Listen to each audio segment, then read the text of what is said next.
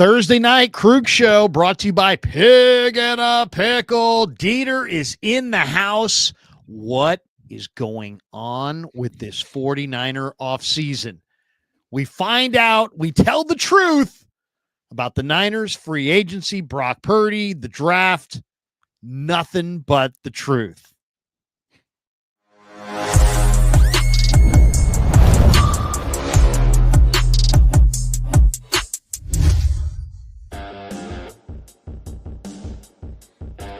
Fire up the band. It's Thursday night. Dieter's in the house. It's the Krug Show brought to you by Pig and a Pickle. Check them out. They're in Corte Madera.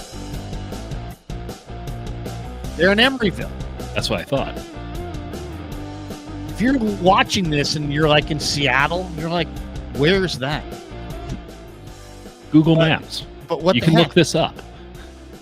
It's great barbecue either way. And when you come to Northern California, go to Pig and a Pickle. Go say hi to Damon and Mary. Get some brisket chili. The brisket chili is amazing. They're always making new things. I had a chicken pot pie there during the playoffs. That was just unfreaking believable. Full bar in Marin. You can sit there and pound beers. And they have great micro brews, a bunch of different kinds, local breweries, that kind of thing. Nice. And just killer barbecue.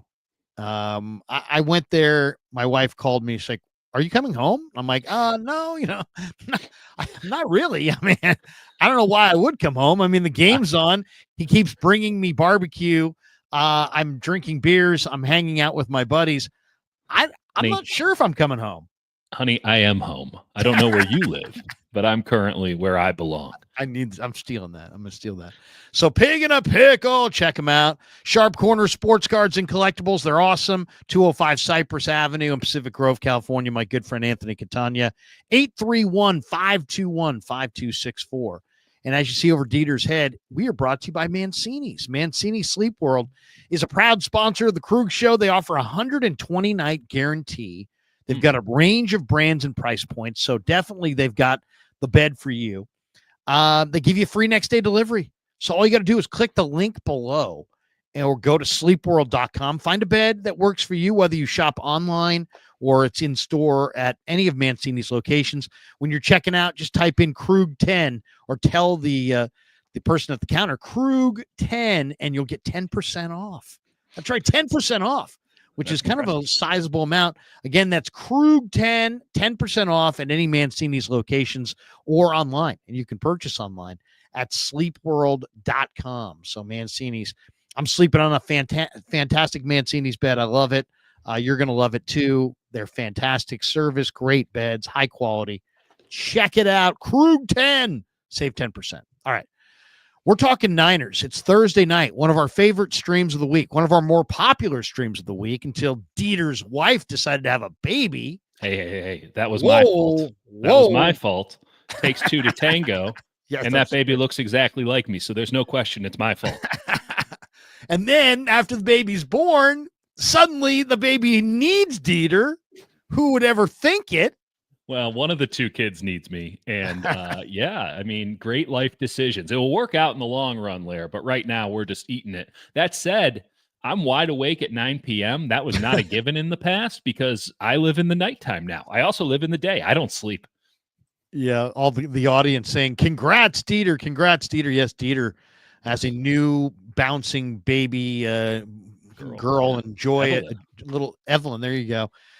So that is awesome. I have four. All I will say is enjoy them when they're stationary.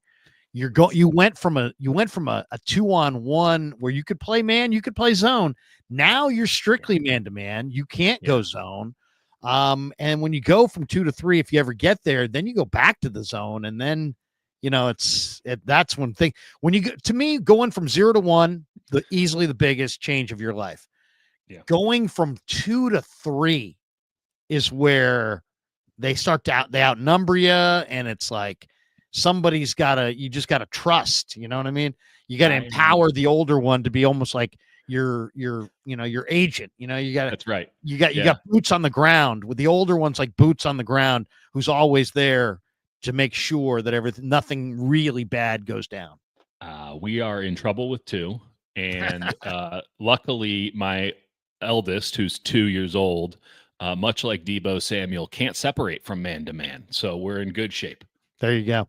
All right, we're talking Niners though, and people and some of the people in the chat are going, "Stop talking about Dieter and his family." All right, I get you. But we do. Is that not what we were? I was brought here under a false bill of goods here. Dieter was we're not talking Niners. We're only talking Dieter's family tonight. So that's it. It's the Bay Area Dads podcast, brought to you by Mancini's. Yeah, exactly. Here's advice that I gave my 12-year-old. Yeah, right. Coming up next, how to go to summer camp. All right. Next, why are we doing this? Because clearly no one would pay for it. Right.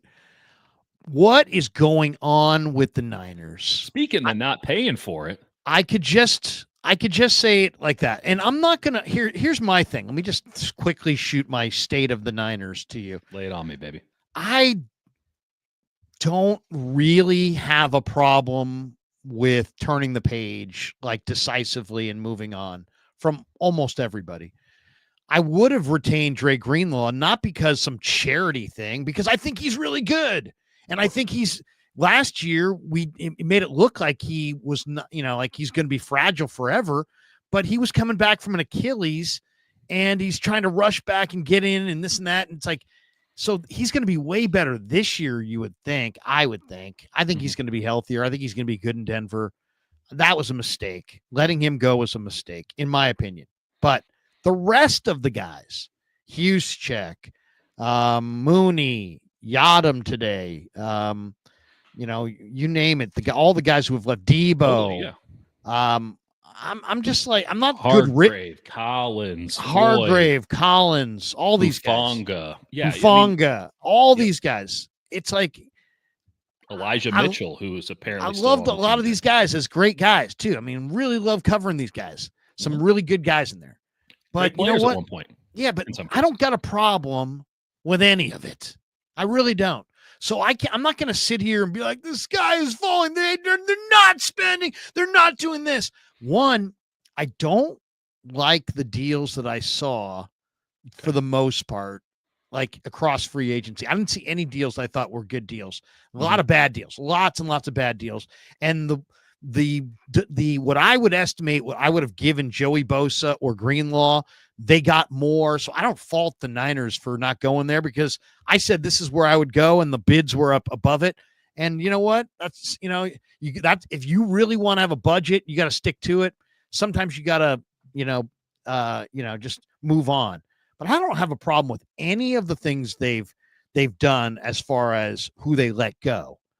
Now, as far as who they've signed, what are we really talking about here? What we're talking about is a special teams linebacker.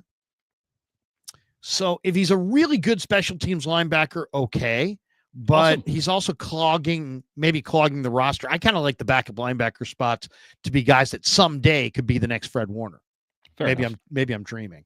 I mean, that's probably a bit much, but I think that doing the Demetrius Flanagan Fowles role of, yeah, you're a linebacker on this team, but if we ever have to play you at linebacker, our season's over, is not an ideal way to go about it. But they do need an upgrade on special teams, so I'm not going to worry too much about that. The guys that they've signed, Larry, like outside blocking tight end, right? Yeah, Farrell. Who they gave kind of a lot of money to, it looks like. I mean, $11 million guaranteed. Demarcus Robinson, I don't mind him, but he's not a burner. Player. He's solid. He's not a burner. I wouldn't know who he is, but sure. I like the guy Pinnock, who from Pittsburgh, who played. To me, he's a good player. I mean, he's a corner who's also tough. He's a really, really good blitzer. Yep. I think he's a special teams player, but I also like him from scrimmage. And I really like Grant, the guy they got from Atlanta. I think he can play free safety. Trey Brown, small. I don't see him being, I don't see him being a player. I do like the Mac Jones a lot. Why? Because I think I said it to you, I think, and instead We've of talked others. about it a dozen times now. It makes Yeah. perfect sense. It makes a lot of sense, but also I just want to challenge Brock Purdy. I want to pay Brock Purdy because I believe in Brock Purdy, but I also want to get the best out of Brock Purdy. And he's such a competitor that you got to have a guy there that can literally do the job as well. Not as well as him, but do the job in addition. He can play starting quarterback in the NFL. And Yes. and in this offense, if the Niners have good weapons, like they both in some ways are very similar because they're both, I think, processing quarterbacks who are smart. They know where to go with the football, but you got to have the dudes. If they have the dudes, and that means the line up front to protect them and some weapons that they can throw the ball to, then they can. I think these are guys that can win and maybe win at a high level. Mac Jones was 15-1 in college with like 56 touchdowns and like 7 interceptions. I mean, he was pretty good. He processes what he sees. He's got good enough arm. It's what I would describe Mac Jones and Brock Purdy's arm. They're kind of the same in that they're different, but they both have what I would call just requisite arm strength. Nothing great, but just requisite. They're good enough arm strength, but they both are smart. They process. And I just think that, and Mac, I think is pretty accurate. I think Mac was good his rookie year when they started coaching him with defensive coordinators and taking away all of his receivers. And suddenly things kind of went south in New England and he was in the middle of it. I don't know. To me, he looked pretty good that rookie year. That was a while ago, to be fair, but he's an upgraded backup. He's an upgraded backup quarterback. He's a better backup than the guys they had for sure. Totally. And what I really like the most is he's going to represent a threat to Purdy, and we're going to get the best out of Purdy because he doesn't want Mac Jones to come in and take his job. I mean, would you say that the same was true of Sam Darnold when he was around? That he challenged Brock? I mean, yeah, I think I don't know. Well, that's a good I don't think there's a right or wrong answer. I'm just curious because like Sam is a far more talented quarterback. He certainly didn't have the success to that point, but they're kind of coming in. They're coming in on the same sort of, hey, we got to get our careers back on track. Let's go do a year of study abroad with Kyle Shanahan. So I do think, I mean, legitimately, it's not as simple as, oh, well, when Sam was here, Purdy was better, and then when you bring in Brandon Allen and Josh Dobbs, he sucked. Like, it's not that simple, but a little bit of a spark, a little bit of maybe some nonsensical media argument on who they should play instead gives Brock that chip on the shoulder a little bit. It fends off complacency just a smidge. And once complacency sets in with a guy who, is going to get paid, right? That's an area for complacency. A guy who is unquestionably the starter, there's an area for complacency. And a guy whose success has been, in many ways, and he'll tell you this, predicated on consistently trying to prove people wrong. Not the worst idea to just make sure there's something that can poke him every now and again. I don't think that Mac Jones is someone that I would trust to take over the season if Brock were to blow out his knee, heaven forbid, in week 4 and expect them to take you anywhere. But he's better than what you had. And Kyle, gets to experience what it's like to coach Mac Jones. I love it for him. I just love it for him that he finally gets to coach Mac Jones because, you never want the one who got away to get away forever. Do you think, the talk was that Mac Jones, that some of the guys didn't get along with Mac Jones and he didn't get along great with the players in the locker room? And how do you think he's going to fit in? I mean, Purdy, he's had a good vibe with the other quarterbacks that have been there. But, at first he's the young guy coming in, and then Darnold, I think, was just such a good dude. Everybody really liked Sam Darnold. He kind of seemed like he was such a pro. He'd kind of been through it all. And where Mac Jones seems like, hey, man, I'm a little bit more hungry to get in there and kind of show you what I got. I don't know. I mean, do you think it's going to blend well? I didn't hear anything about his time at Jacksonville being problematic. I think that there were obviously well-reported issues of how he was perceived in the locker room with the Patriots. Just chalk that up to immaturity. I know he was an older player when he came in and all, but like, I'm of the mindset that, hey man, if I'm coming in and I'm supposed to save the team and the guys around me are getting me killed on the offensive line and no one can catch a pass. Some immaturity might create a little bit of prickliness off of that. Like, hey, you know how you really only get one good shot to prove that you're the man in the NFL? You're really fucking this up for me right now, guys. And I'm not good enough to elevate you. And so I'm going to project that a little bit. And I'm going to be angry at you a little bit because this is not going well. I can understand that. It's not to excuse it. It's just to say I can understand it. I didn't hear any issues with him last year. And correct me if I'm wrong if you've heard something, but I didn't hear anything about his time in Jacksonville being. No, I didn't either. I mean, he didn't play very much in Jacksonville. He was the backup quarterback. Well, you know, that's the what I'm backup saying. quarterback kind of blends in usually. The circumstances are the same. He is unquestionably the backup. I know that there are going to be folks out there because of the Mac Jones Kyle connection, if you will, from 21 who are going to suggest that Mac Jones can do just as well as Brock Purdy, or that, hey, we got a quarterback controversy. That's the same bullshit we heard with Sam Darnold and Brock Purdy back in the day, except Brock Purdy has a much longer track record now that tells you that they're not even operating in the same class. Like, Mac Jones is there to be a much better version of Brandon Allen. That's fine. There's nothing wrong with that. Would it be more interesting and fun to have a prospect quarterback that you can extrapolate out and explore the mind space of what he could be? Like, yes, that might be better, and it might be better for the team. But Kyle's going to take the one in the hand over the two in the bush when it comes to quarterbacks all day, every day. And it's good business for the 49ers to consistently be rehabbing a high draft pick quarterback to then send back out to the market, because maybe it does hit. Maybe I'm the one who's wrong, and maybe Mac Jones has needed this opportunity his entire life, and we'll find out in training camp. Like, you think he's Brandon Allen, huh? I think he's a better version of it. I don't. Mac Jones has consistently thrown as many interceptions as touchdowns. I think that he's an NFL quarterback, but I don't think he's a starter in this league. I think he's the 40th best quarterback in the NFL. You know, it's funny. It's we're in an era now where I kind of like, you know, the quarterback position is so such a tough position in the NFL. The complexities are so much different than what they are in the college game that there's a transition period.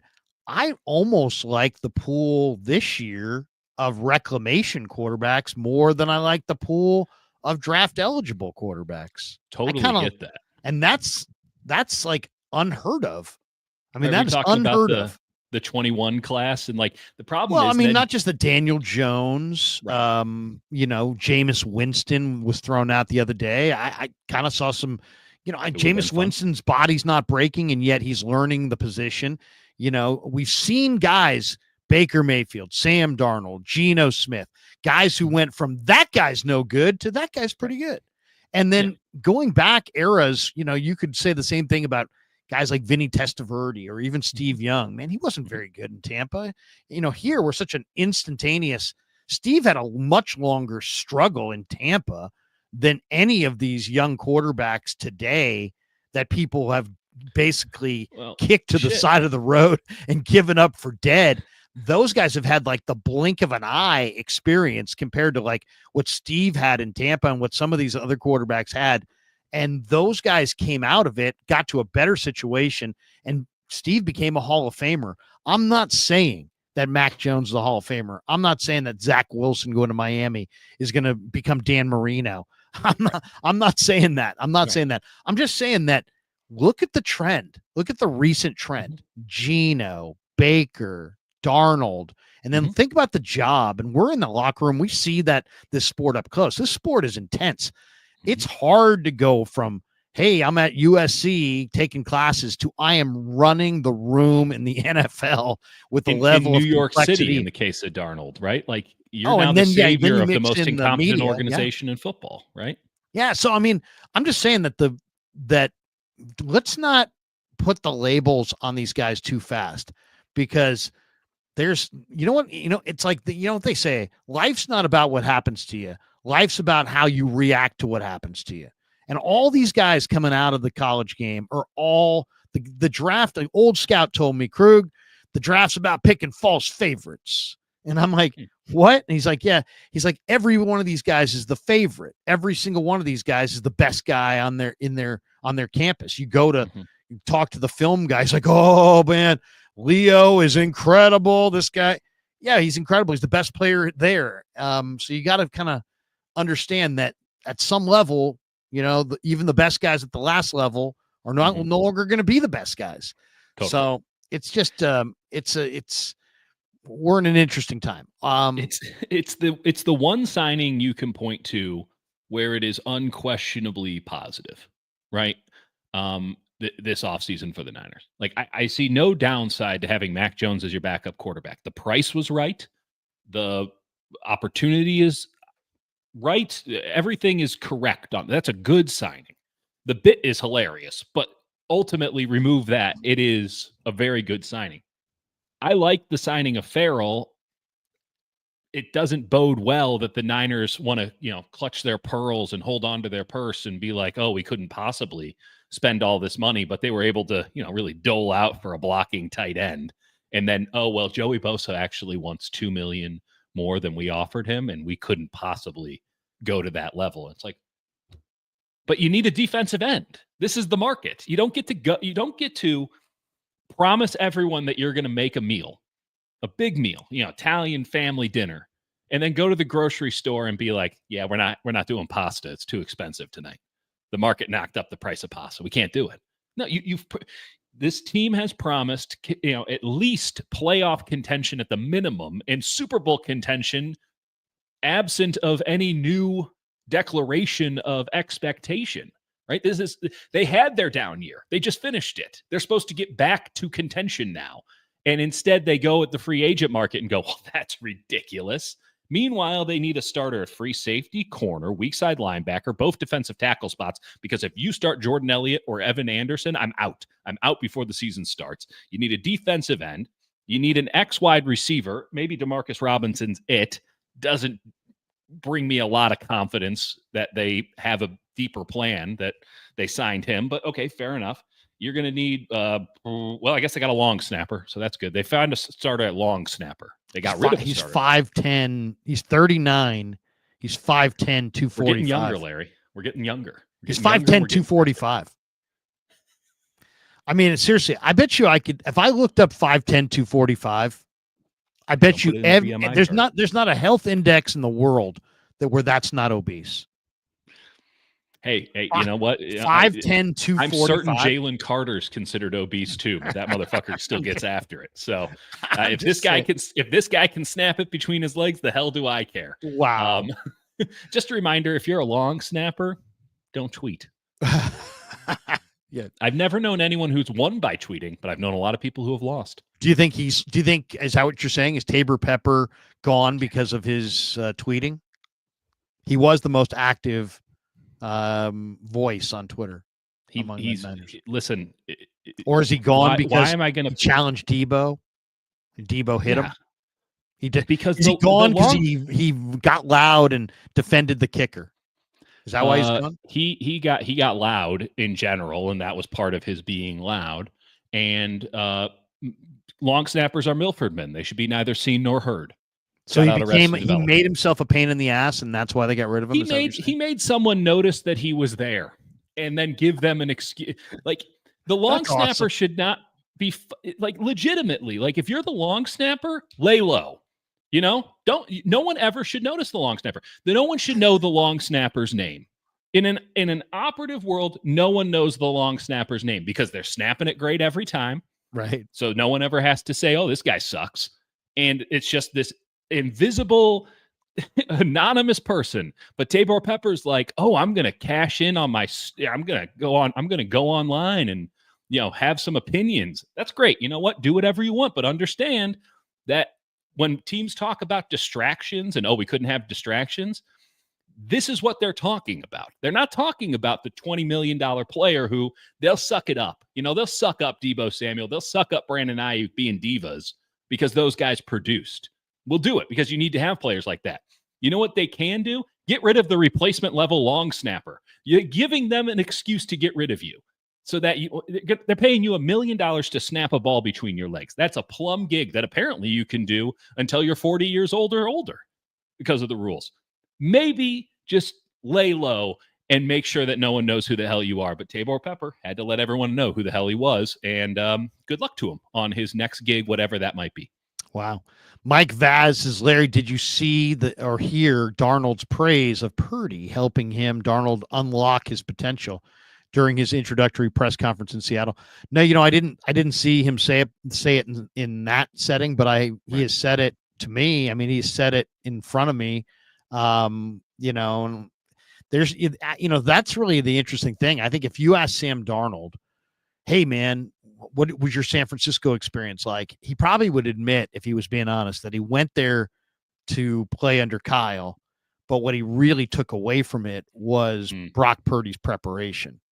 And that Brock Purdy's preparation was the eye opener. And when I asked him late in the year about Brock and this and that, and he was, for a guy who wasn't playing, he was pretty expansive with his answers. He's like, yeah, this guy, the way this guy goes through every possible scenario, the mental reps of every possible thing that potentially could happen on every possible play, and what's my reaction to their action, and to go catalog that and to prepare like that. I think that told Sam how detailed he had to be, and he probably wasn't as detailed as that prior to that. And once you realize when somebody's going to that level, I mean, whether it was Jerry Rice back in the day or Roger Craig or Brock Purdy, it's the same kind of thing. It's why I keep coming on your show, Larry. I gotta glean all this info from you. I gotta soak up the knowledge. Yeah, I'm not sure if you've come to the right place. I'm soaking up something. Who knows what it is? Yeah, you're soaking it up. Damn it. Let's hit a couple supers here. We got Jackson in the house. He says Miners, but I think he means Niners. Does the Niners draft approach change any bit after the Aiyuk trade? What Aiyuk trade? Did I miss something? What Aiyuk trade? Jonathan Aiyuk? Chris Aiyuk? Garendo? Somebody's crying? Chris Aiyuk? Small. Oh, there we go. Small musician with a pompadour? Yes. What Aiyuk? Trade is Garendo? He's not talking about a Garendo. Garendo's not. I suppose they traded up to go get Garendo. The Niners draft approach changing it after the Aiyuk trade. Hey, Jackson, if you could follow up on what you mean, that would be ideal. We could use more money, Jackson. No, I'm just joking. You could do it for free. I'm not advocating that you do it for free, but we may not see it. Yeah, that's the only thing, because there's a lot of people that chat. But you know what, Aiyuk? I'm Googling Aiyuk. We'll talk about the Niners. We'll talk about the Niners' approach to the draft, period, coming up here in a bit. Tommy Murphy in the house said, I like Wood, W-U-D. Why would you give Purdy a contract after a 6-11 season? Because all 6 of those wins were his responsibility. Didn't it seem like that kind of like that tweet may have, or that chat was kind of like maybe a guy who was yelling? Oh, absolutely. Yeah. I mean, why would you give Purdy that kind of contract? Yeah, this is somebody who's so bloodshot and red that they can't spell out wood or after. Why? Yeah.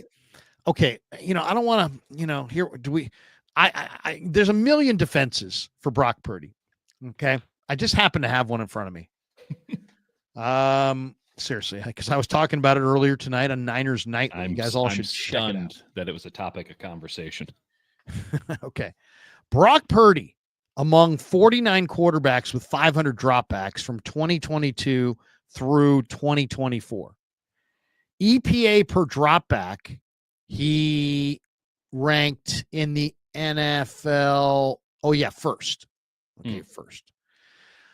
This is over the last 3 seasons. Completion percentage over expected, which is even a better stat than completion percentage itself, if you know your stats. He is plus 3%. That was good enough for seventh in the NFL in completion percentage over expected. Success rate, which is another good stat, if you look into the what cooks into the success rate stat, he's first in the NFL.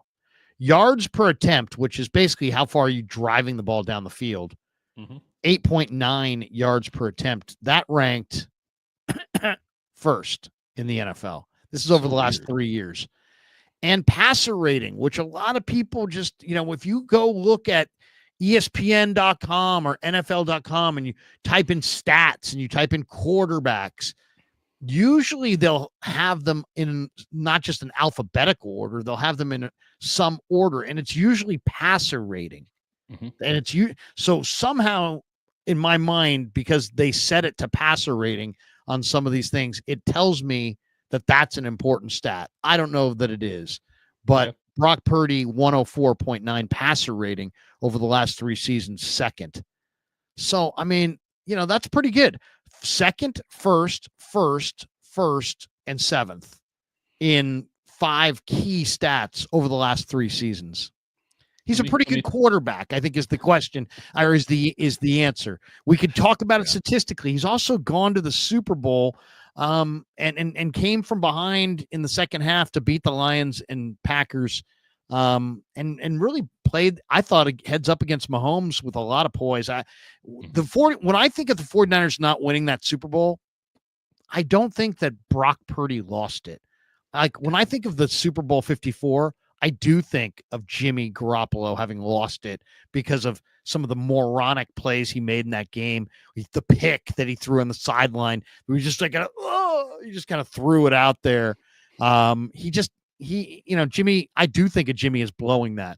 I do think of Kaepernick as blowing the Super Bowl in New Orleans when it's 1st and goal from the 7 and they roll you out right.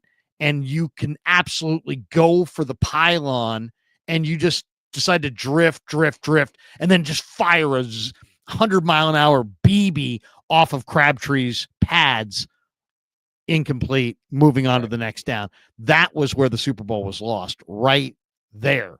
So I do blame Kaepernick for that. I do blame Garoppolo for that, but I don't blame Brock Purdy for losing the Super Bowl. I don't know. That's where I'm at. He was 24 years old when he went to the Super Bowl as well. Like, there is no incredible. Everyone is looking for the 25-year-old quarterback who can take your team to a Super Bowl. The 49ers have one. Okay. He's not perfect. He's not Patrick Mahomes or Josh Allen. Those are 2 of 2. He's not Lamar Jackson or what. What I do know is this: if you want to go into this, the stats even more, he was a point better than the average starter last year. That's better than Justin Herbert. That's better than Jaden Daniels. That's better than Jordan Love. That was better than Geno Smith. It's better than Rodgers and Darnold and a bunch of other guys too. It's not as good as Jalen Hurts was last year, 1.6, or Baker Mayfield, who had an incredible year at 2.6, or Mahomes at 2.5, or Burrow or Allen or Lamar.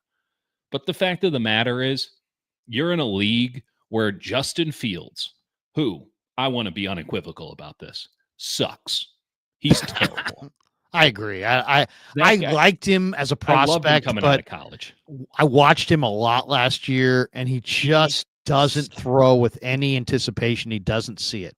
He might as well have the running back throwing the ball. He is the reason that people say, he should convert to running back or wide receiver. He's the reason why that Mark Jackson had to deal with all that shit, because of guys like him who, in fact, cannot play quarterback. And he sucks. He got $20 million on a 1-year deal to be the starting quarterback of the New York Jets. He is good for, in my estimation, of course, 2 wins a year. If he plays 17 games as your starting quarterback, he will win you 2.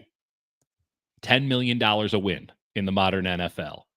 How many of last year's 6 wins were Brock Purdy? 5, 6. I mean, if they won, it's because Purdy was awesome. And the entire roster falls apart around them. They lose a lot of top-level talent. They have been a stars and scrubs roster for the last 3 or 4 years. And the lack of a middle class came back to bite them in the ass last year. They're playing kids, guys they signed off the streets, whatever they can do around a couple of stars. And Brock Purdy was the best player on that team last year. Bar none. Bar none. He was the best player on that team. So why give him the contract after 6 and 11? Because if you give him the contract after next year or the year after that, it's going to be a hell of a lot more money coming out of your pocket because you didn't bet on him now. Every day you wait, he costs more. Well, and And if the also, I mean, what about your being consistent with who you are publicly? The head coach, the general manager, and the owner are all on the record as saying he's our guy. Well, if he's your guy and you've got a ridiculously valuable franchise that is absolutely minting money, then take care of your guy and stop complaining about it. It's a very simple thing, Larry. It's the opportunity cost. How much is Brock Purdy worth? Well, how much is it worth you to find out what someone else is going to do for you? How much is it worth for you to not have to go and get Daniel Jones on a 1-year deal for 18 or 14 or 18 whatever $million? How much is it worth for you to not be starting Mac Jones as your quarterback in 2025? I'd imagine it's worth a hell of a lot to you. Because this team has how much? Let me ask this very specifically. How much is it worth to Kyle and John to keep their jobs? Because that's the only reason they have jobs is Brock Purdy. They traded 3 first-round picks to move up into the draft so they could take the third best quarterback. And they, and myself included, I agreed with this pick at the time, decided the third best quarterback was Trey Lance. He was not. It was a shitty quarterback class, and he wasn't the third best in that class. I don't know who was because they all kind of sucked. But my goodness, you make the move that the 49ers made for Trey Lance, you don't survive unless you get lucky beyond lucky and find yourself Brock Purdy in the 7th round with the last overall pick. Brock Purdy's the reason they still have jobs. So how much is it worth to Kyle and John, who, by the way, got to be feeling some sort of a heat because they've already been neutered by ownership, being able to do the jobs the way they see fit because of these new financial constraints. Clearly, that's a foreboding notion that Jed doesn't have as much faith in them as he used to, that he won't let them do it the way they used to. So how much is it worth to John and Kyle to keep their jobs? I'd imagine it's worth easily $50, $60 of not their money. And ultimately, if you don't give Brock that money, you might say, oh, well, you can get, he'll play his contract, then you can franchise tag him and franchise tag him. All you're doing is prolonging the inevitable or setting yourself up for a massive failure on the back end that these two guys won't survive. And also it's a terrible thing to do. I mean, you're going to sit there. It's a terrible way to play it and all this unknown. And you've been saying this is your guy. Well, if this is your guy, then take care of him. Then pay. The guy should be getting a contract between $50 and $60 million a year. As far as how it's penned out, this and that, exactly where he ranks. I mean, I don't know, and I don't really care. But I would say, 55. If you said to me, what's fair? If I was an arbitrator, I'd probably say $56 million a year on a 3-year deal. And then you could, debate as far as how much of it's guaranteed and, what's the total guarantees. But I would say if I was his agent, I want a nice round figure, $100 million guaranteed. And probably more than that, that. But I want at least $100 million guaranteed.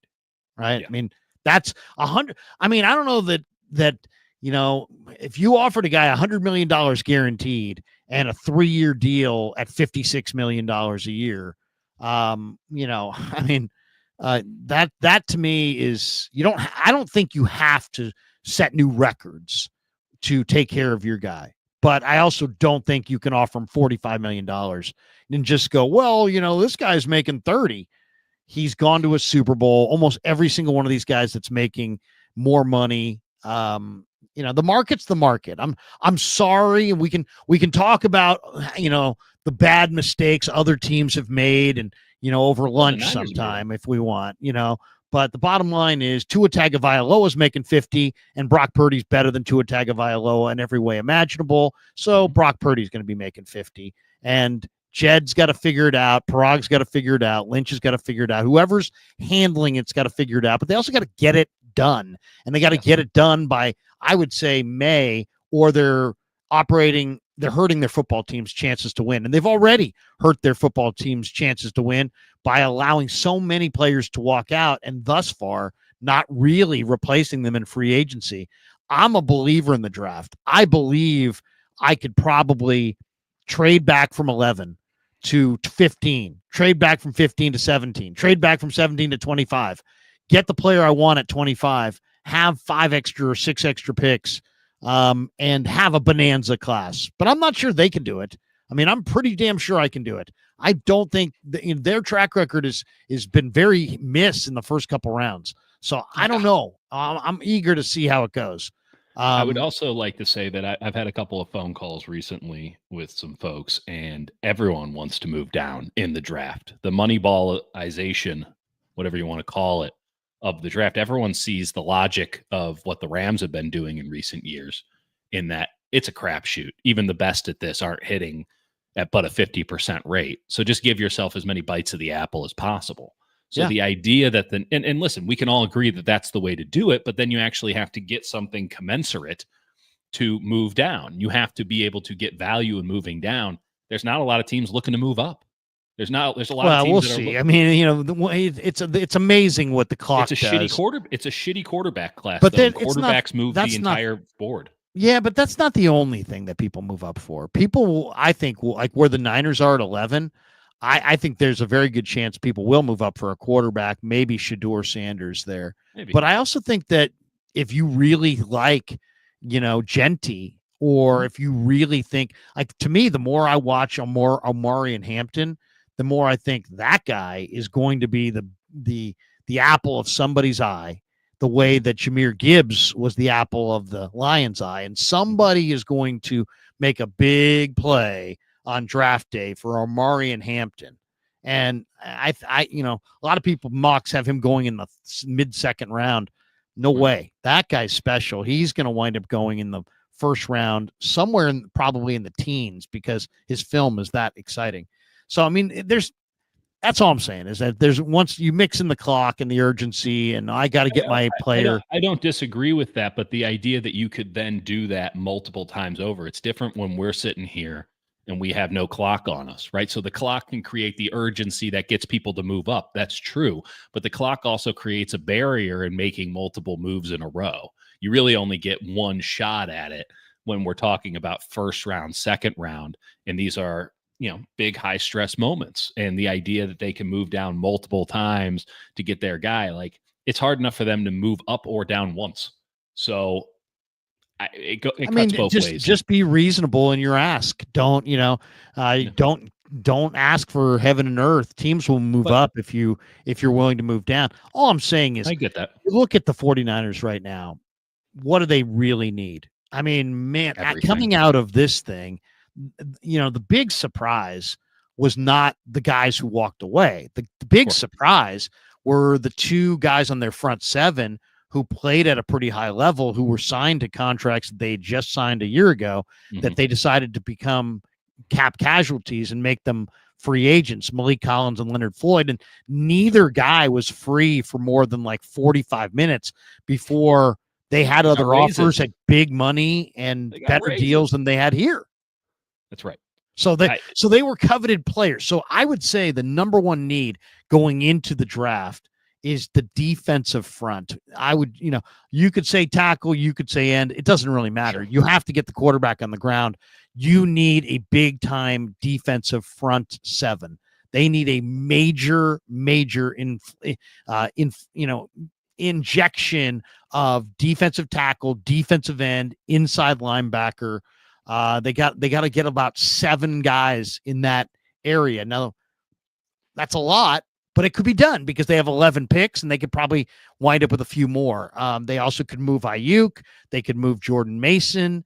Who knows? I mean, some people, Dieter, are arguing that if you're going to do what they've already done and start what some people are calling a rebuild, that really they should lean into it and trade a Bosa instead of acquiring Joey. Get rid of Nick and maybe get rid of Kittle and get rid of CMC. Ryan Clark this week said, hey, the Niners should trade CMC and commit to this rebuild. Where are you on that? I would like them to overtly pick a direction, because half measures get half results. And as it stands now, we're not in these meeting rooms. I'm not getting any indication of what's being said in these meeting rooms, if there even is a plan. But the overt plan, the one that I can glean from the information at hand, is that they're punting 2025. And they'll give it a shot. They'll put a team out there. They're not going to go for the first overall pick or anything, but they're not going to be playing. Isn't that a for little dramatic on March 13th to say that? Nope. Do you really believe that? Like, what player should they have signed that would say to you, we're not punting on 2025? How about any player? How about a starter? They signed seven. They signed seven players. They signed seven players. No big names yet. And they may not go in the free agent market for big names. I mean, they may not. But how about get a starter? One singular starter. Okay. So if tomorrow they sign Aziz Ojulari. It new information, new opinion. Now it won't change it dramatically, but I don't think they are, because Aziz Ojulari has something called a market, and this has been something that the 49ers haven't quite figured out yet, which is when other teams also want the player goes to where he wants to go, and that's typically the place that gives him the most money. And typically it drives up the price from whatever 2022 rubric the 49ers are still operating on, doesn't include a $24 million bump to the salary cap. They need starters. I'm repeating myself and I apologize, but they need a starter at free safety. They need a starter at outside corner or inside, whatever. They need another corner. They need a weak side linebacker, 2 defensive tackles, a defensive end, and an X wide receiver, and maybe a left guard, at least some competition for Barch. They need all of those things.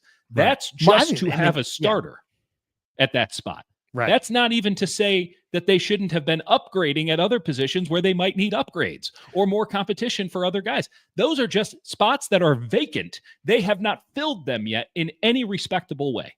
Right. But it's also 3 days into free agency, and there are guys still out there, and there is an entire draft to come, and you might be able to come away with. That's what I'm saying. In this draft, I think there's good enough players where they should be able to get players that can help them throughout this draft. I mean, they have 11 picks. That's every draft, Lair. 11 picks. But this draft is a deeper draft than it's, to me, this is the deepest defensive tackle draft I've ever seen.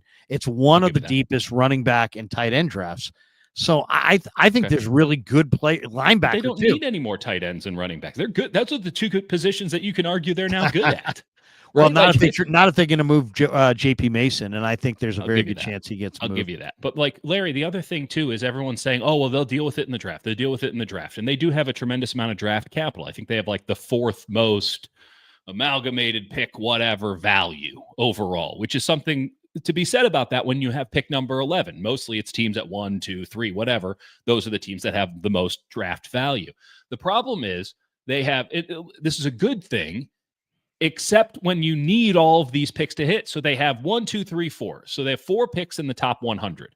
That's great, because top 100 guys should show up on day one and have a role, whether that be punt returner or third down pass rush specialist. If you get picked in, I think, the top 50, you should be a starter on day one. That's a generous interpretation, because it might even be just top 25. But I'll say top 50, you should be a starter on day one. Top 100, you should have a shot at being a starter in camp and have a certain role on the team, at least be a very viable backup. And top 150, you should have something that you do on the squad.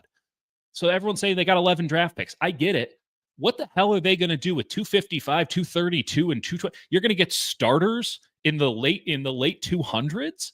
If you have a great draft, you hit it. You never know. I mean, you got Brock Purdy at 260. I mean, you got Brock Purdy. I mean, it can be done. He proves that it's an exception. He proves that it's a crapshoot. The whole thing is a crapshoot. The whole thing is a crapshoot.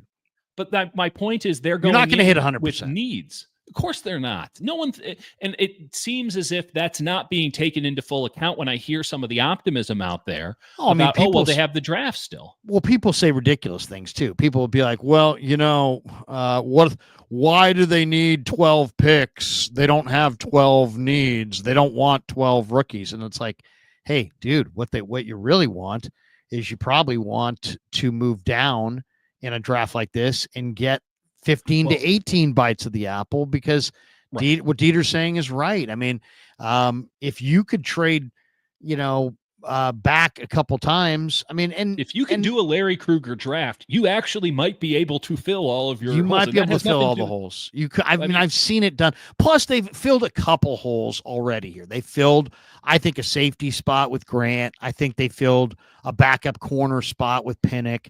They filled the backup quarterback spot with Jones.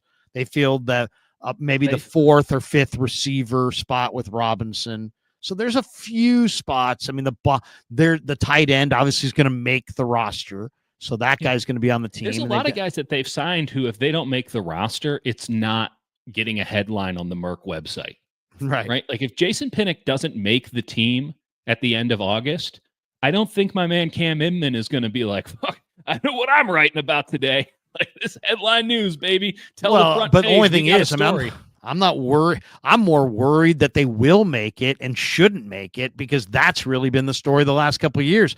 They had Isaiah Oliver. He shouldn't have made it. They should have gone with Deshaun Jameson. But they had invested in Isaiah Oliver, and they didn't want to look bad wasting Jed's money. You don't have so they cut Deshaun Jameson anymore, Larry. This year with Womack. The same thing, Yadam and Womack. They signed Yadam. Oh, Yadam, and they cut Yadam Womack. Looked good in camp, to be fair. He did look good in camp. But I mean, Womack was younger, faster. I mean, and quite a bit better. I mean, quite a bit better. That proved to be very much the truth. And now Charvarius Ward gets to finally play with Womack in Indianapolis. My point is merely this. If you want to go into the draft needing a thing or two, that's fine. The Eagles went into the draft last year being like, we really need a cornerback. That's fine. They were in a position to take a really good cornerback. They got, they also needed a nickelback. So they had 2 picks in roughly the top 50, and they nailed it. They got 2 guys who provided a very strong service to them on day one in Cooper DeJean and Quinyon Mitchell, right? Like there's no problem with being a good team who has a need or two going into the draft, because every team should, if they're well run, have the capital to actually fill those needs through the draft. The problem is when you go in with needing not just 1, but 2 at the minimum defensive tackles. I don't care how deep it is. I agree with you. This defensive tackle class is incredible. I love it. I could make the argument that guys who are getting taken the 5th and 6th round would have been 2nd and 3rd rounders a year ago.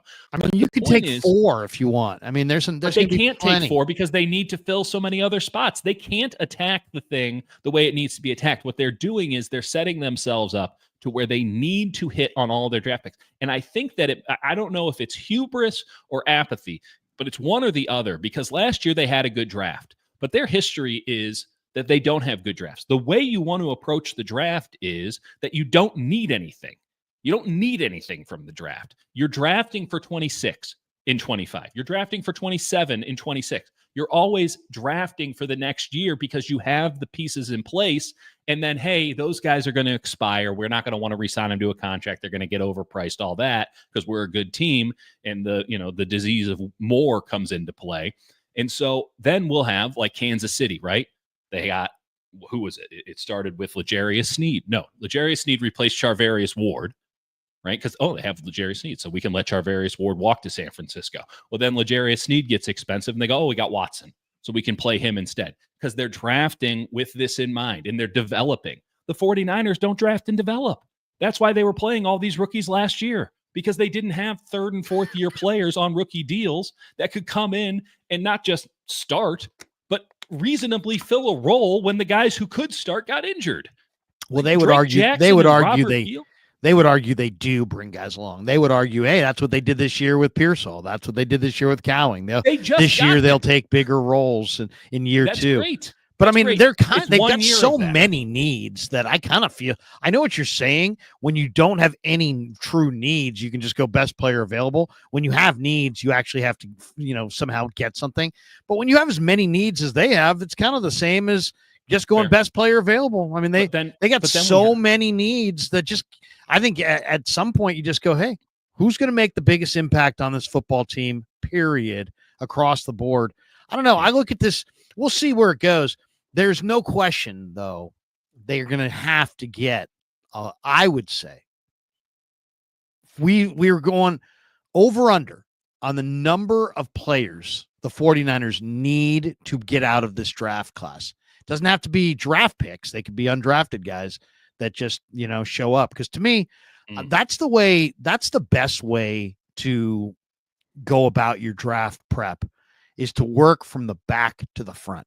Don't work from the front to the back. Work from the back to the front. What I mean by that is go find guys that you know are not going to be drafted, that you absolutely want on your roster or you want to sign. Start there, because those are the hardest evaluations. Get those done. Figure out who's not going to be drafted, who's out there. And we'll go into a couple names here before we get out of here. Yeah. Because that to me is where it starts. Because once you know, if you know, hey, you know what? There's a Travis Kelce that nobody knows about from Georgia Southern, and he is going to be undrafted because whatever. Worst case scenario, you take him in the 7th round if you're feeling some heat, Right. Exactly. They got plenty of options there. Or yeah, exactly. Or yeah, I mean, that's pretty much exactly what I'm with you. That's That's a very prudent and sane way to go about it. And I agree with you that when you have so many needs, it doesn't matter what you take, because the target. But they so got to wide, get 10 guys. I would say over unders 10. 10. I was going to say 10. Yeah. I mean, they need 10 players out of this draft class. How can we make the argument that this is going to be a better team year over year when we're talking about going into the draft needing 10 players? You know the weird thing? DraftKings right now has them as the favorite to win the NFC West. That speaks to the NFC West and DraftKings. Yeah, and to DraftKings. Let's hit the rest of these supers, and then we got a couple things we want to get to. Jim Thorokill. Larry, they are tired of dead money and the holy Kyle always blowing it in the playoffs. So they are tired of wasting money. If you're a great coach, these guys coach these guys up and prove it, jackass.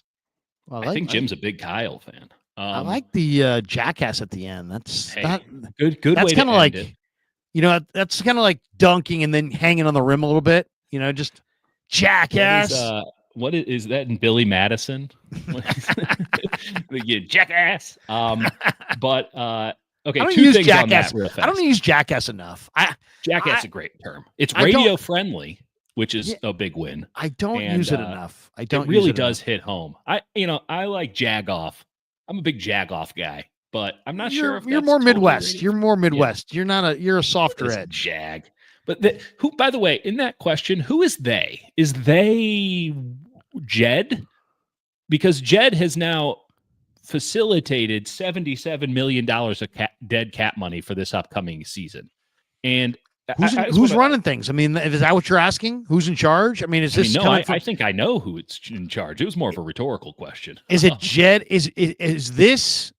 I mean, are you seeing this as Jed and Parag taking over all contractual control of the franchise from John and making John just the draft guy, just the general manager who does that? He doesn't deal with the contracts. He lets do they not trust John to do the contracts? Is it Parag's domain now? And do they not trust Kyle to do any personnel?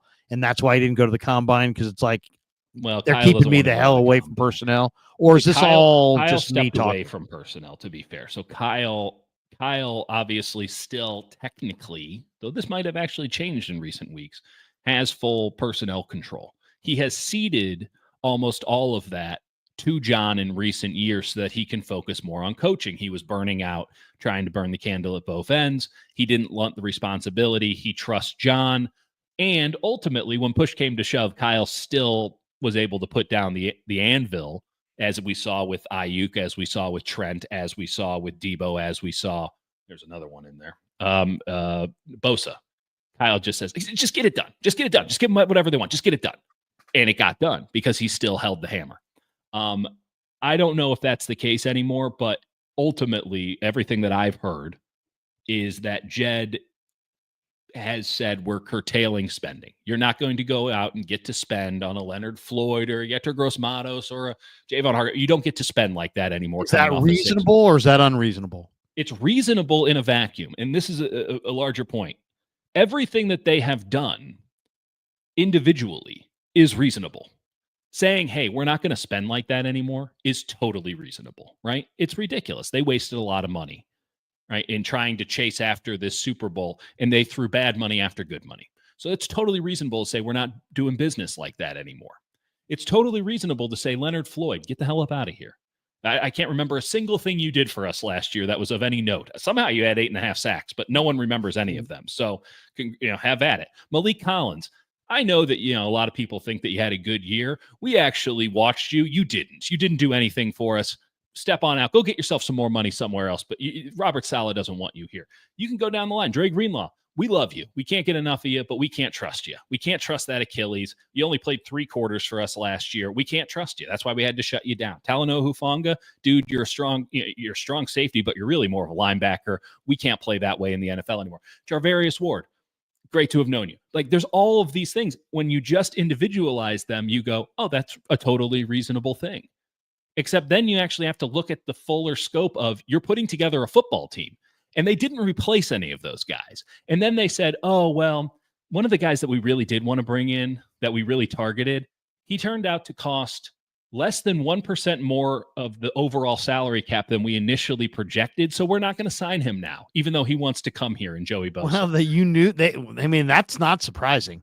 I mean, they were preaching fiscal sanity and this and that. So you knew they were going to draw their lines in the sand and they weren't going to spend a lot. And that's fine. Obvious. But and again, when you just isolate it to that, you say, okay, that's actually smart. Draw your line in the sand, be principled. The problem is you need to build a football team. And at some point, you actually have to bring players in to replace the players that you so willingly let walk out the door. See, I think you build in the draft, man. I don't think you build in free agency. I can't think of one team that has built in free agency.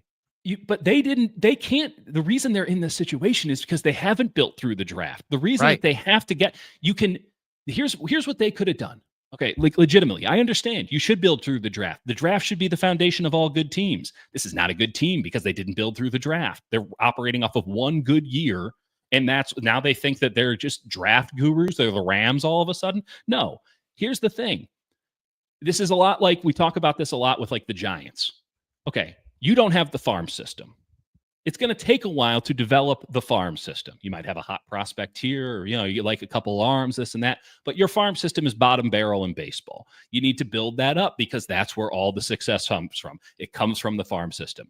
You know what you could do as the San Francisco Giants is take your giant pile of money that you sleep on every night and give it to some guys on 2- and 3-year contracts to just get you over, tide you over for a while, because we're going to have to build up this farm system. We're not going to have guys coming up the ranks to be stars that we nurtured in our incubator. We need to have some competent Major League Baseball players in the meantime to fill the roles of, I don't know, first baseman. The 49ers are in the same spot. They don't have a weak side linebacker. They're going to play D. Winters. If D. Winters was any good, he would have started at any point last year. Legitimately, if he was any good, he would have beaten out Devondre Campbell in camp. I actually thought he played better than Campbell played, clearly, and I don't know why they went with Campbell as long as they did. Now I can tell you, I don't understand why they're going to go all in on D. Winters. I mean, I don't think they are. I think that this is going to be a major position of in the draft. In the draft, this is that's where they're spot. Cheap. My point is merely you can't get everything that this team currently needs in the draft. You can't reasonably expect to get everything they need in the draft. So give me an underrated free agent. It's only day 3 of the draft of free agency. I mean, it's really day 5, you know that, and it's really about week 4. Okay, but give me an underrated Jeremiah free agent Ledbetter, defensive tackle, Jacksonville that's Jaguars. out there that they should get, that they can afford, they should be after. That's going to really change their fortune. That's going to make them they're going to go from what they're not going for it to they're going for it. That doesn't exist. They're all off the market. I will say that there are still a couple of starter quality players. You mentioned one of Ozolari. He'd be a viable option. I don't think they'll get him because I think his price keeps going up. But Jeremiah Ledbetter is a starting caliber defensive tackle in the NFL that they can get. I'll bring him up until someone signs him. You love Ledbetter. Here's the guys that Poona Ford. Did he sign? Ford would have been perfect. No, he signed. Poona Ford, who signed with the Rams, would have been fantastic. Yeah. And they couldn't find $5 to $7 million to just have one starting caliber defensive tackle. That's too much. They're There's masquerading really being not a cheap. lot of good ones, though. I mean, I didn't see a deal where I was like, you know what, that was a good deal. I think the Niners should have got that deal. I mean, Those deals I are can't think of one. But those here's deals some are names. always late. Yeah. Here are the names from Barrows. He put an article out in the Athletic today on, free agents that are still there on day 3. So I don't know if these guys are all still there, but this was as of yesterday or as of this morning. Calais Campbell, is he still there? I don't think Calais Campbell's going to play anymore. He's 38, but he had five sacks and 12 tackles. I wanted him at the trade deadline. 34 would have been great, but I don't think Calais Campbell's going to play for anything less than a very high price, and I don't think he's going to play. Aziz Ojulari, who's I threw out, that's the guy I threw out. He's 24. Now he has not been good since he was a rookie. He was good as a rookie. He hasn't been good. He was good as a rookie. He doesn't set an edge, but he can get after the quarterback. He's a body. He's a viable body. They can't be turning down viable bodies at this point because they only have one. Samo, they have 2 worthwhile defensive ends. I don't know what the hell Yetur Gross-Matos is. Maybe between Samo and Yetur Gross-Matos, that qualifies as 1. They have 2 defensive ends. And they have Beal, too. Don't forget Beal. Oh, really? Zadarius Smith, 30. He's 32. He had 9 sacks. He basically had the same kind of stats as Bosa had, actually. He sucked for the Lions. But he had the same kind of stats as Bosa. So Bosa didn't have a very good year either. So those are the defensive linemen. Or then there's Charles Omenihu, who tore his ACL in 23. He's 27. Yeah, he came back. I wouldn't mind Omenihu. Bosa loves him opposite him. I've talked to him about that. We'll see. We'll see on price because Omenihu got paid, and there are a lot of teams looking for defensive ends. This is the other issue. Very rarely are they going to find a guy that they're the only team interested in. And if the Niners are not going to ever up their prices from first offers, they're not even competing. They're not competing in the season, and they're not competing in the free agent market. Yeah, I mean, that's going to be tough too. He's also had some issues off the field. He did. I mean, they had him, when he was but I with think San Francisco. Yeah, I don't know if they would welcome him back. I just don't know Fair about enough. that one. Linebacker, there's Eric Kendricks, who actually had 15 starts in Dallas this year. He led Dallas with 138 tackles. You have former 49er great Eric Kendricks? Yeah, he was I bought the jersey. It was just that one afternoon. Kazir White, he's 28. Pretty good for Arizona. 137 tackles this year for Arizona. There's Jerome Baker, who's fast. He's not really he's not really a strong. He was stout on 2 player, different teams for a reason.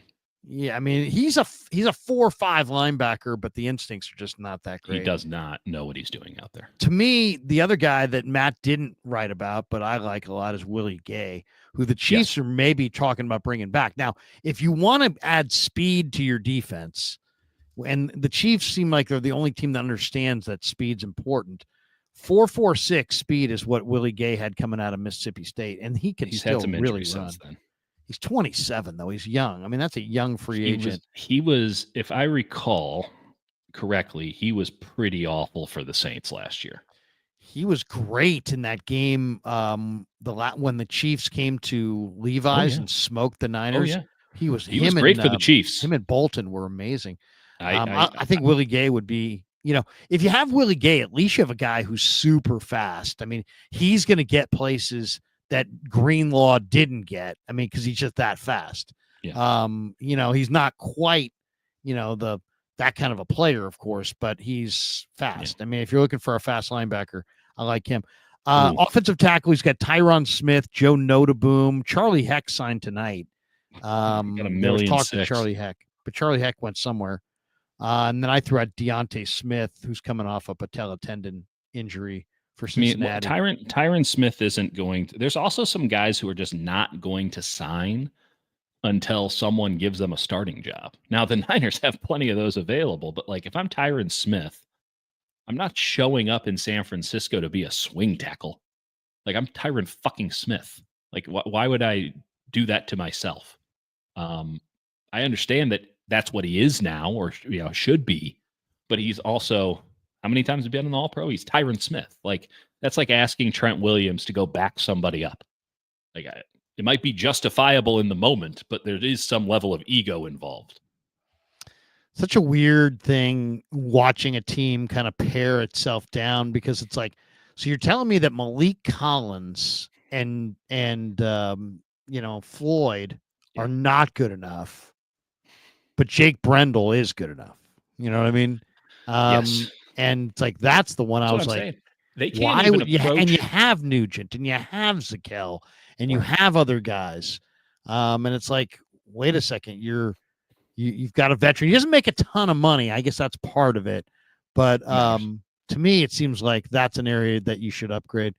Let's hit the They rest of can't these even supers. approach upgrades. They don't have enough players. They can't field a team right now. They don't have enough players. Once again, though, it's March 13th.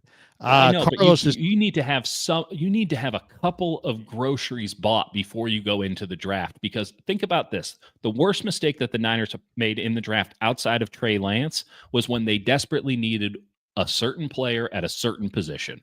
And it's when they took, they've had some real duds, but it's when they went and got Kinlaw because they needed a defensive we traded DeForest Buckner, so we're going to use the pick that we got to take his replacement 1-for-1. And that turned out to be a pile of crap. And now they're going to have to do that at what? 6 spots? Yeah. By the way, we're not even talking about, when Aiyuk's missing the first 2-3 months of the season. We could talk about that, but I'm almost absolutely convinced that Aiyuk is going to be traded. I'm very convinced. In fact, did you read? I don't know if you read Kawakami today in the SF Standard, but it's worth quoting here. Okay. Yeah, Aiyuk, I think, is gone. I really do. I really believe that. I know there's a lot of people who don't think that the Niners would trade him, and there's other people who just don't think anybody would trade for him. But I think they'll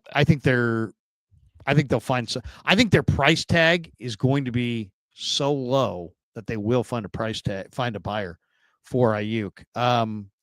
He says, "What an indictment they could." This is a quote from Kawakami. They could trade Aiyuk at any point. Less than a year after signing him to a $30 million a year deal, the 49ers are at least open to the idea of trading star receiver Brandon Aiyuk, and surprisingly, it would be financially feasible for the team to do so. In fact, it could save the team $110 million, and that, Dieter, is what they're after. That is what they want to regain for Jed. That's the money. That's the money that Jed wants back. It's clear to me. They don't like Aiyuk. They don't like what they did with Aiyuk. They didn't like the fact that I don't know if Shanahan's on the hot seat. I wouldn't say that, but I don't think that Jed liked the fact that they rushed, the Aiyuk thing on him. I think he wanted him traded. I think he wants some of that money back. I think Lynch told Chase Sr. at the Combine, the question was a real basic question about Aiyuk and, the trade rumors. And he could have easily put it to bed in like 1 second. Mm-hmm. I asked him a question about Nick Bosa. John, is there any chance, this is a couple years ago, when Nick was going through the contract extension, is there any chance that you guys would trade Nick?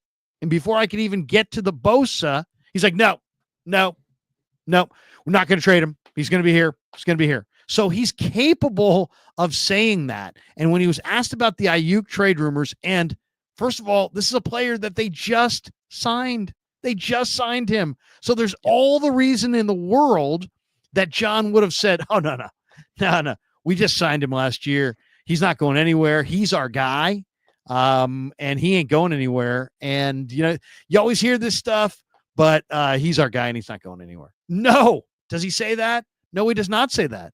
He goes into a long conversation where he basically made it sound like he was going to trade him for draft choices and get down the road. And now that I'm reading Kawakami and Kawakami's article, the Niners could save $110 million. He says it's disingenuous. He says teams don't normally have relatively easy outs just one season after signing a player to a massive extension. Typically, such a move would cause dead money associated with early guarantees to accelerate and flood the current year books. But the 49ers built a potential escape hatch into the 4-year, $120 million agreement that they struck with Aiyuk last August. His 2024 compensation came primarily via a $23 million signing bonus. Mhm. But that's all the 49ers owe him. Let me see. What's it? I want to see it. Well, That's okay, all the there's 49ers owe. He said that's all the 49ers are on the hook for in terms of cap payments. For now, in the event of a trade, this translates to a potential dead money hit of $18.4 million, which is just $7.2 million more expensive than Aiyuk's actual existing cap hit. So it's only an extra $7.2 million to move him. He says it's actually more financially feasible for the Niners to trade Aiyuk than it was to trade Deebo Samuel, a move that's set to incur a $31.6 million dead money charge on the team's 2025 books. The Niners take over $50 million in cap space this season, have over $50 million in cap space this season, so they're capable of absorbing both moves. Then he says Aiyuk's second chunk of guaranteed money isn't scheduled to hit until April 1st when he's due $22.9 million. This April 1st date also will see a third bonus, the $24.9 million chunk due in 2026, vest into a full guarantee.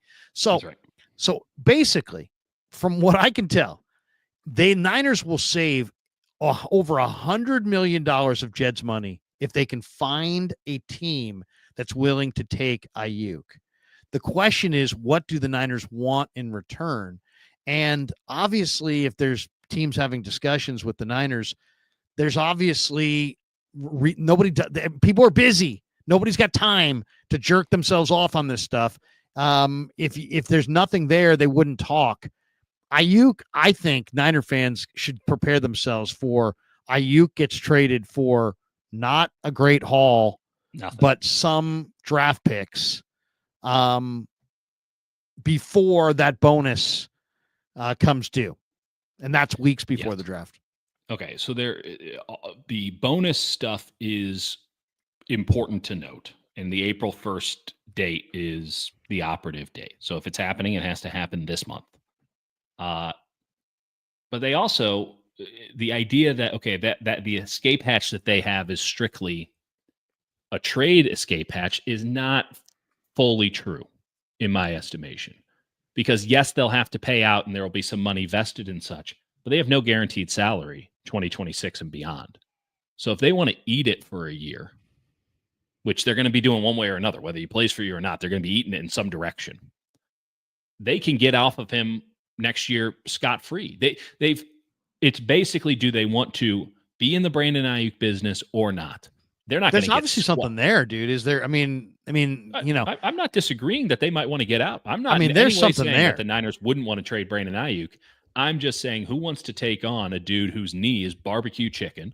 Well, I mean, but it's the $150,000 Bentley that you're getting for $30,000. That's like, I don't want it. I don't want it. If you really value the Bentley, and you're like, wait a second, I can get a brand new Bentley that's been in an accident for $20,000 because this guy just wants $20,000 because he doesn't want to deal with it.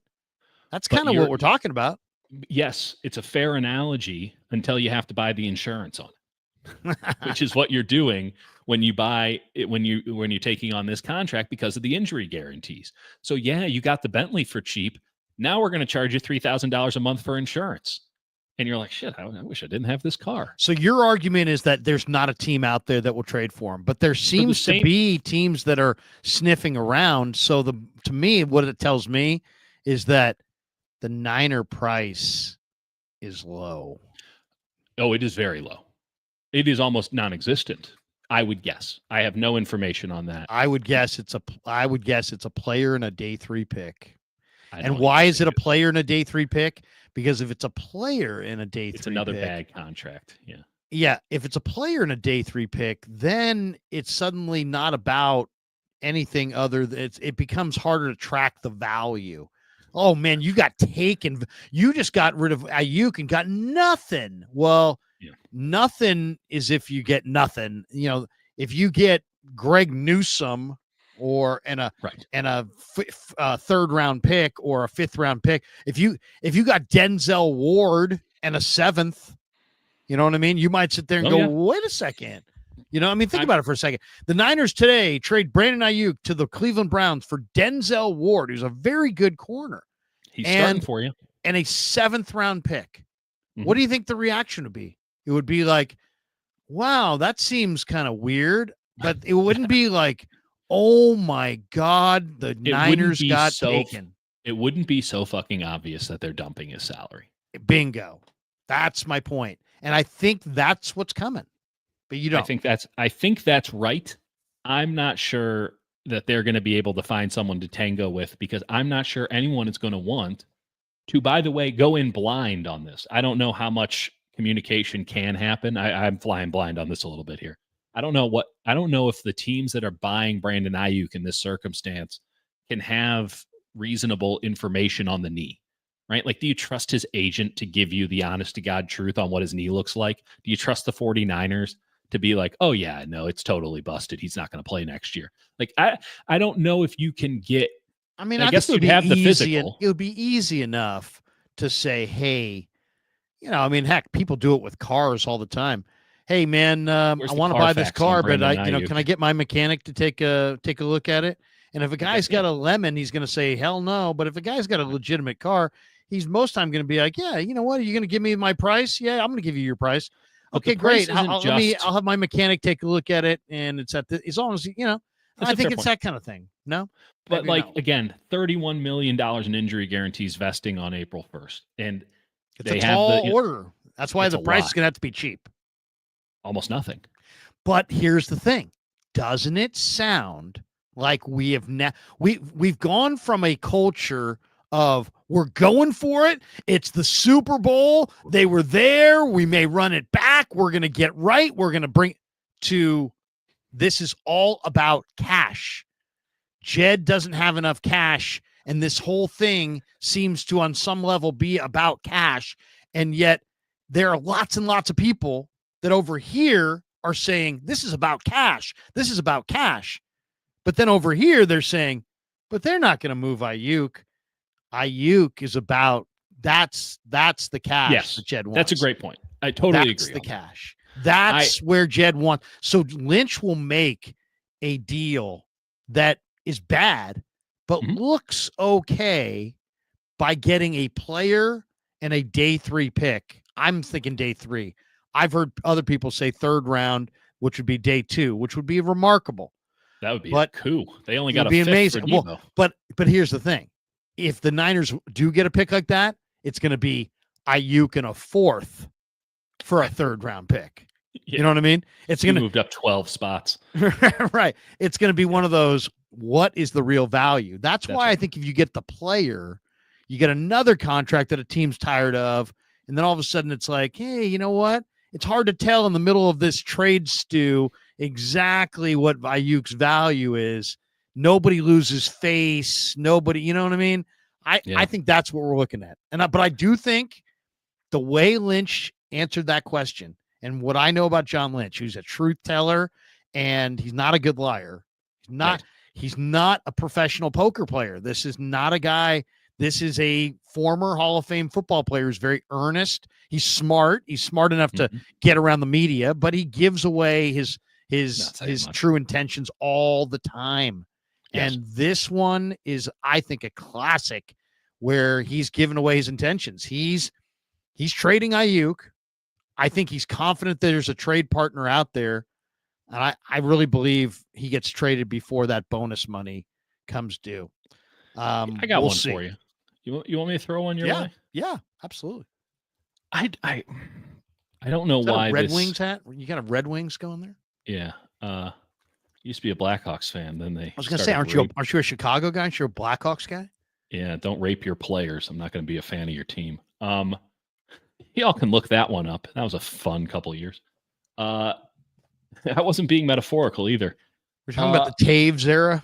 What era? Well, the Taves era was incredible. It turns out there was some stuff happening behind the scenes that was not incredible. Something tells me that the audience will shrink if we talk NHL. So let's not.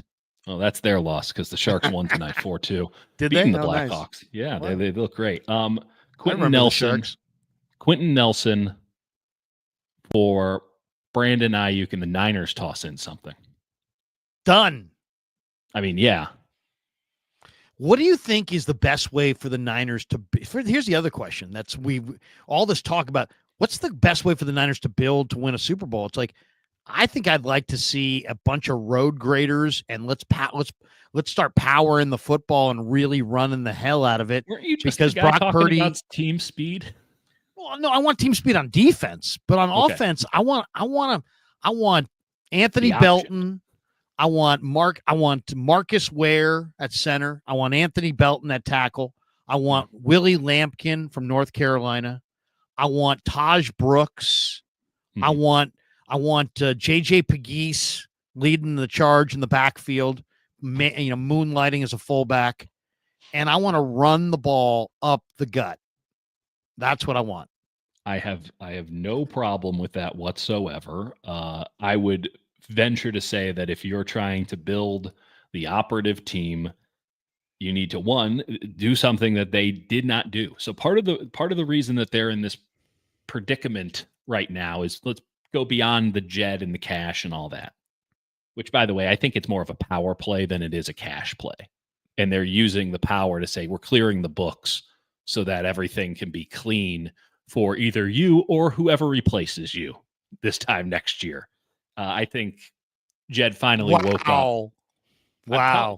Okay, but you think Lynch and Shanahan are they were in the Super Bowl last year, but you're saying that they are 1 year away from done. Why would you strip them of their power to do the job as they see fit? Maybe because you think they're too tied to their own players. What they really are, what coaches and general managers are in pro sports, are middle managers. They're middle managers. The owner and the capologist are basically the bosses. They set the budgets, the final budgets, and then you work within those parameters. You're a middle manager. And as a middle manager, you should be loyal to your owner and to your capologist.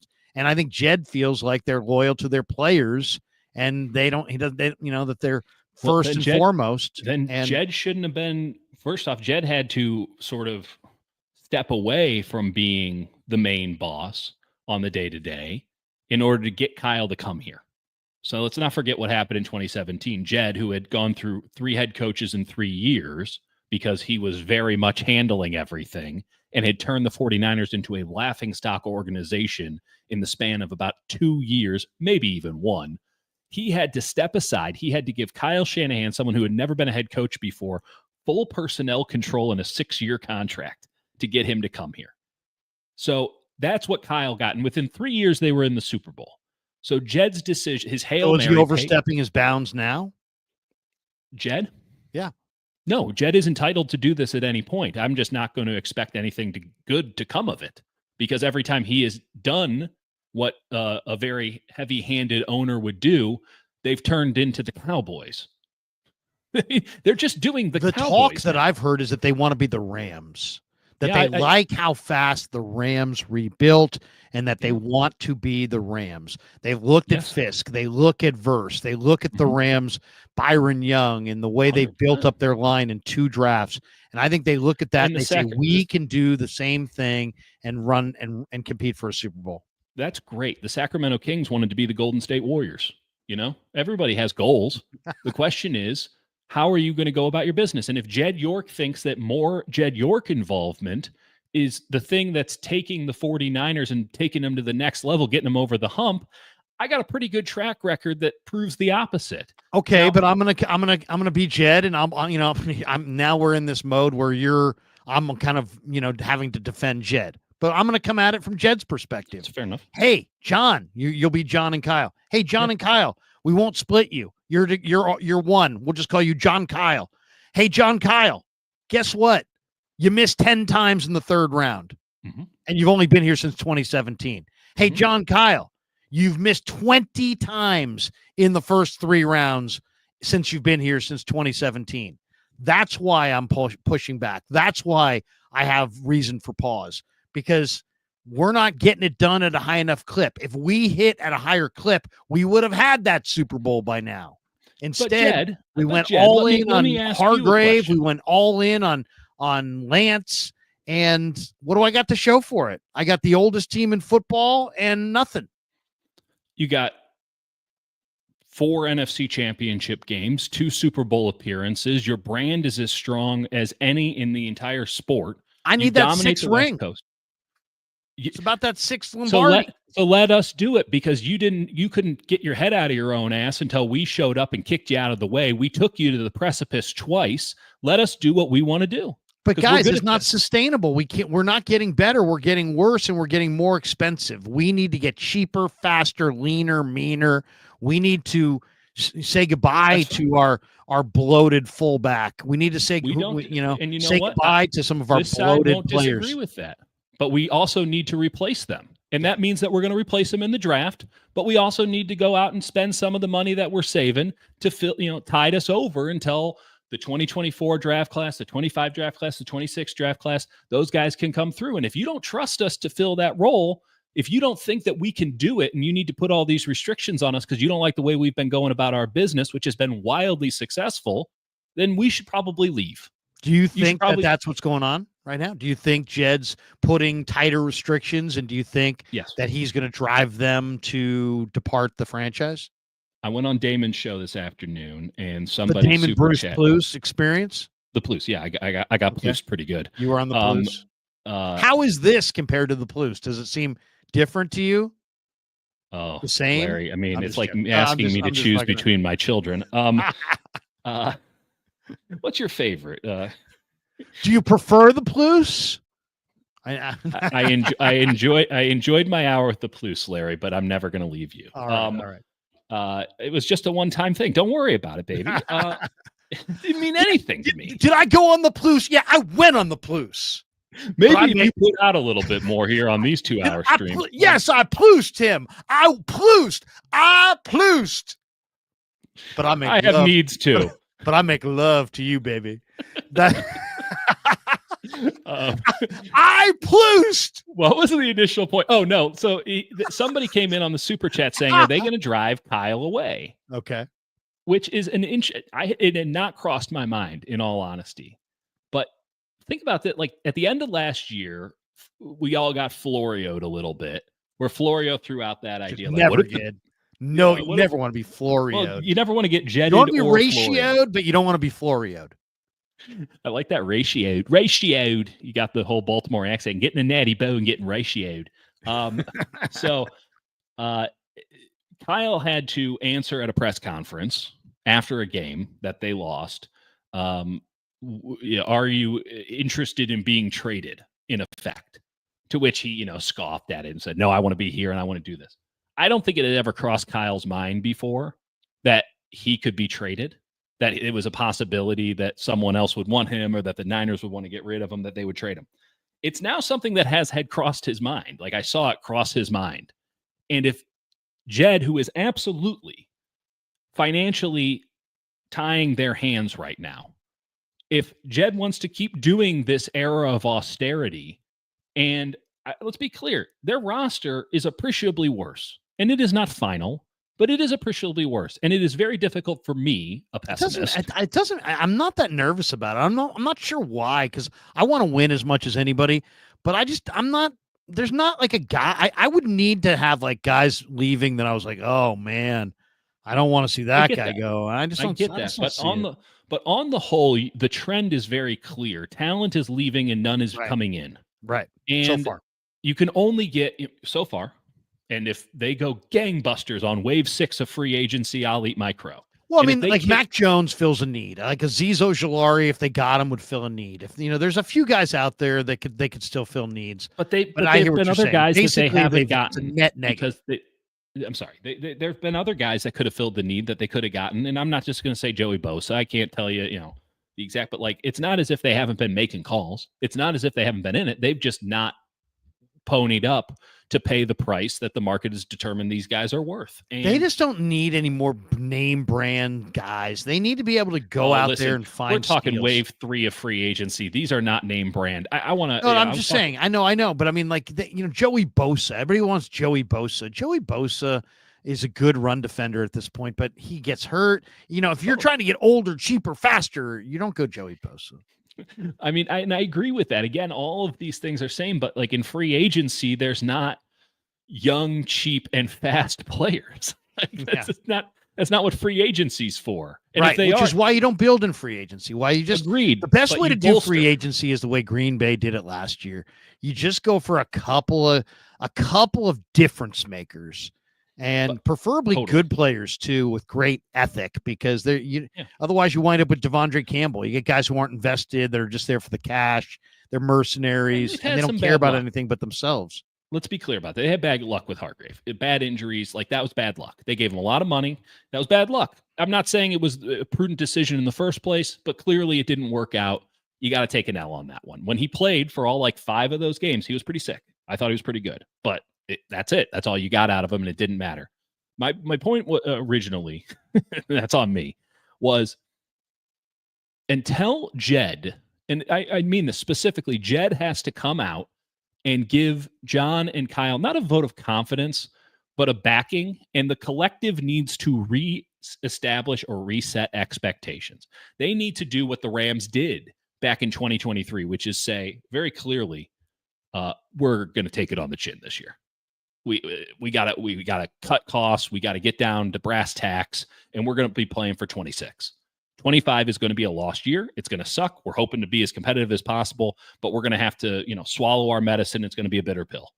And if ownership, front office, coaches can all get on that page, there's a public understanding that 25 is not going to be a year for Super Bowl contention or even playoff contention. 10 wins would be a miracle. That's fine. That's fine by me. But if that's not what happens, if they're going to still masquerade around like they're really the San Francisco 49ers team that should be competing for the Super Bowl every year, and if they're going to keep up the charade that this team has the ability to contend in the NFC in 2025, if they want to keep that up, the majority of fans, not, of course, the very smart people that watch this show or anybody who reads but the majority of fans get their news loosely through ESPN push alerts on their phone, right? They're not invested in wave 4 of free agency. Jeremiah Ledbetter's not a person to them. They might know Joey Bosa, but they don't know about, Leonard Floyd got released. Who the hell's Leonard Floyd? Most 49ers fans don't know about the backup left tackle. They don't know who Jalen Moore was, much less that he got $15 million. There's nothing wrong with that whatsoever. That's probably a very healthy way to go through life. They know the quarterback. They know the big-time players. They don't know anybody else. It's a bunch of no-names. They know the kicker, sadly, but that's a different story. The point is, if they win 6 games last year, and now they're going to be worse, and all signs right now, at this moment, say they're going to be worse, what is that for the casual fans who make up a pretty good portion of the fan base itself, if not the majority? What is that fan base going to be saying about Kyle? We just had a super chat on saying, if you're such a good coach, coach it up. That's what they're going to be saying. They're going to think that Kyle and John suck at their jobs, which they very well might, but they don't have an opportunity to be good at their jobs this year. Well, you're going to have to hit. It's not that complicated. You're going to have to hit. I think it's an unreasonable. The Rams didn't have this. They'll need to hit. At this point last year, the Rams didn't have Jared Verse. The Rams didn't have Jared Fisk. And though they found those guys in the draft, and guess what? They rode it to the NFC Championship game.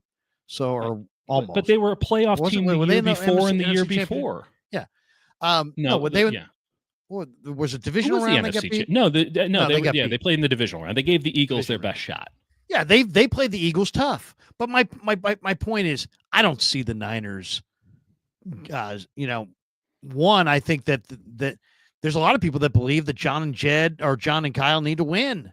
That this isn't so. This whole backsliding of the personnel is obviously not going to help them win. So if you're Jed and you're demanding them to make all these cuts, are you now giving them contract extensions? No. Correct. So it's what are you doing? Setting them up for failure. You're setting them up to fail in the final part, or are they all on board? Is everybody on board? And I don't think that Kyle and John get much say in this, because they went out and they were spending on Daddy's credit card while he was away dabbling in politics and soccer teams. And by the way, Parag was running leads. This was something. What's the soccer impact too? There's people that are claiming that the Scottish football team, that's where they're spending all their money, and that's why they don't have money to spend on the football team. They have the money. They have money because of their interest in the soccer world.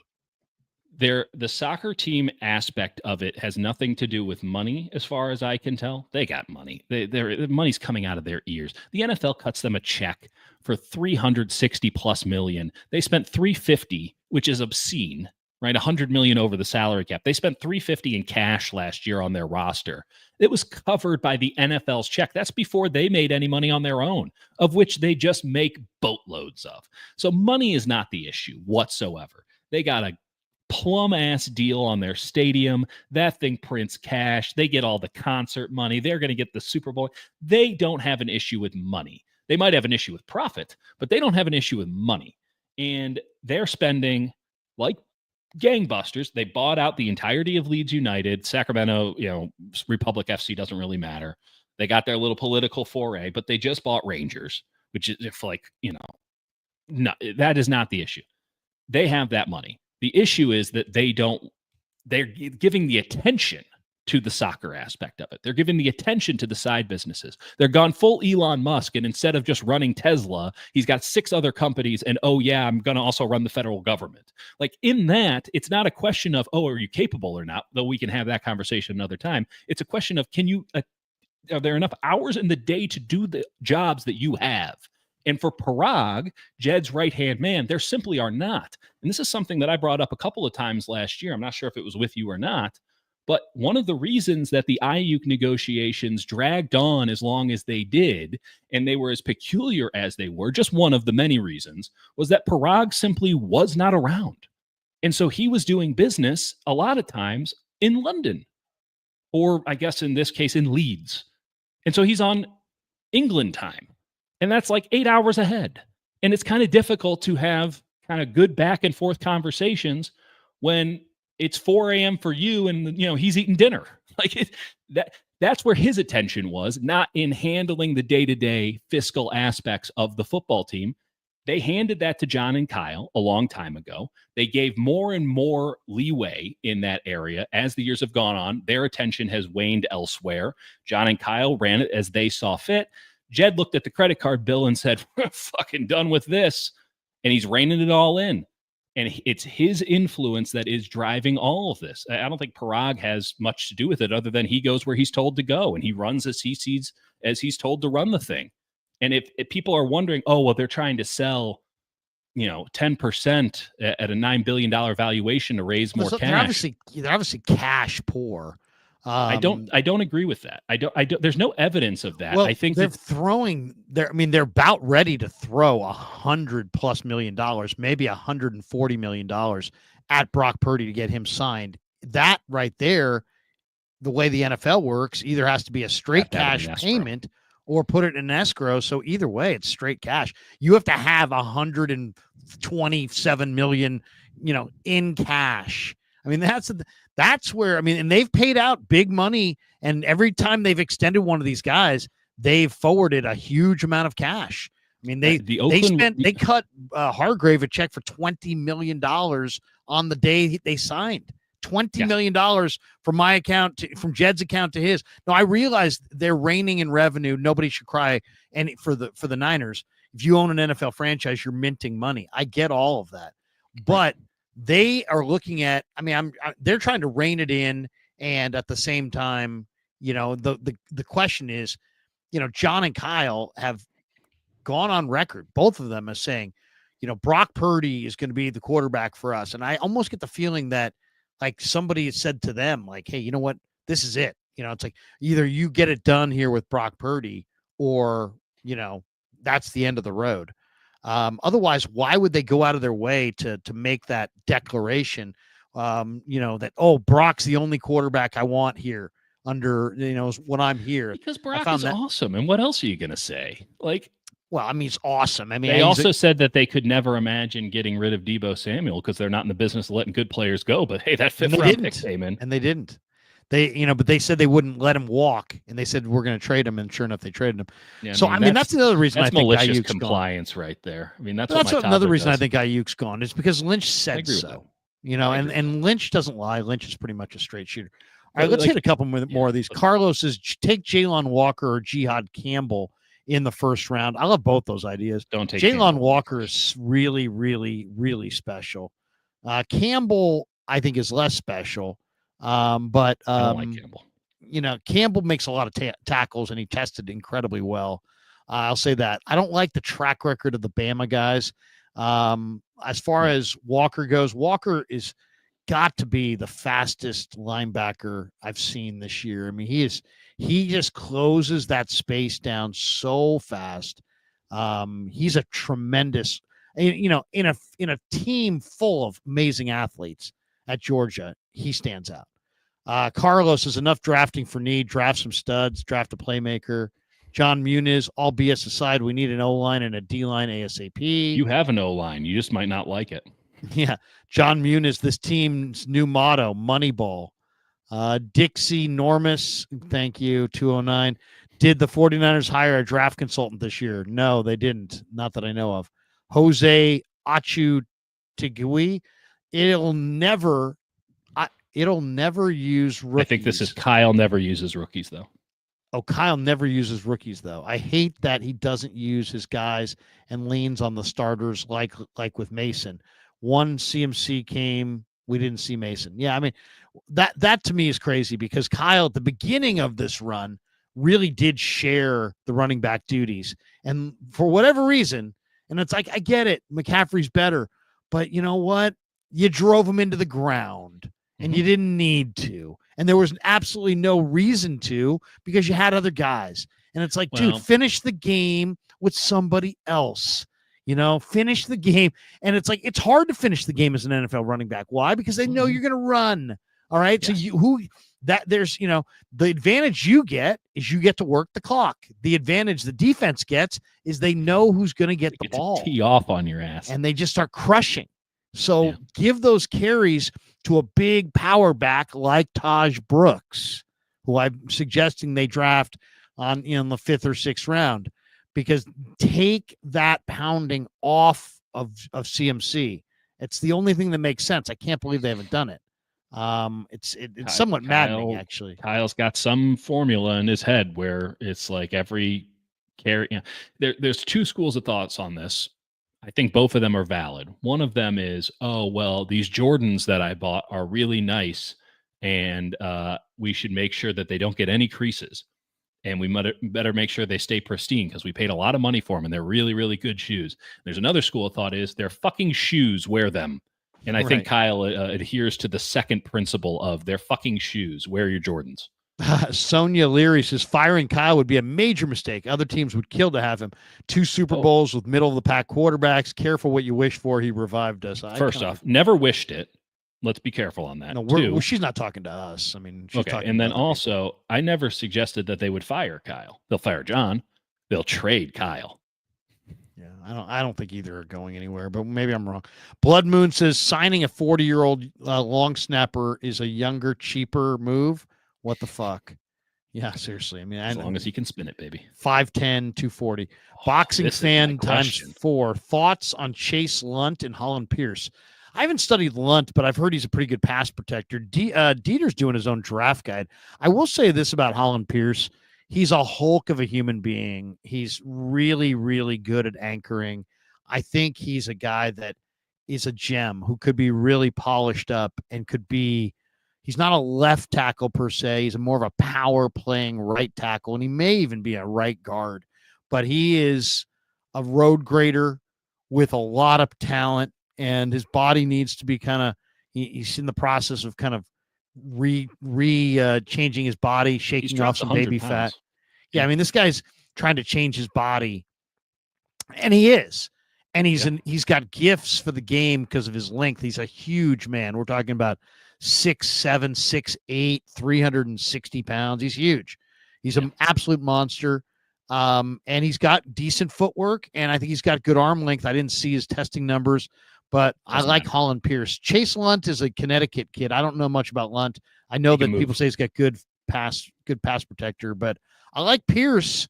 Kind of reminds me a little bit of Dawan Jones, who went to the Browns.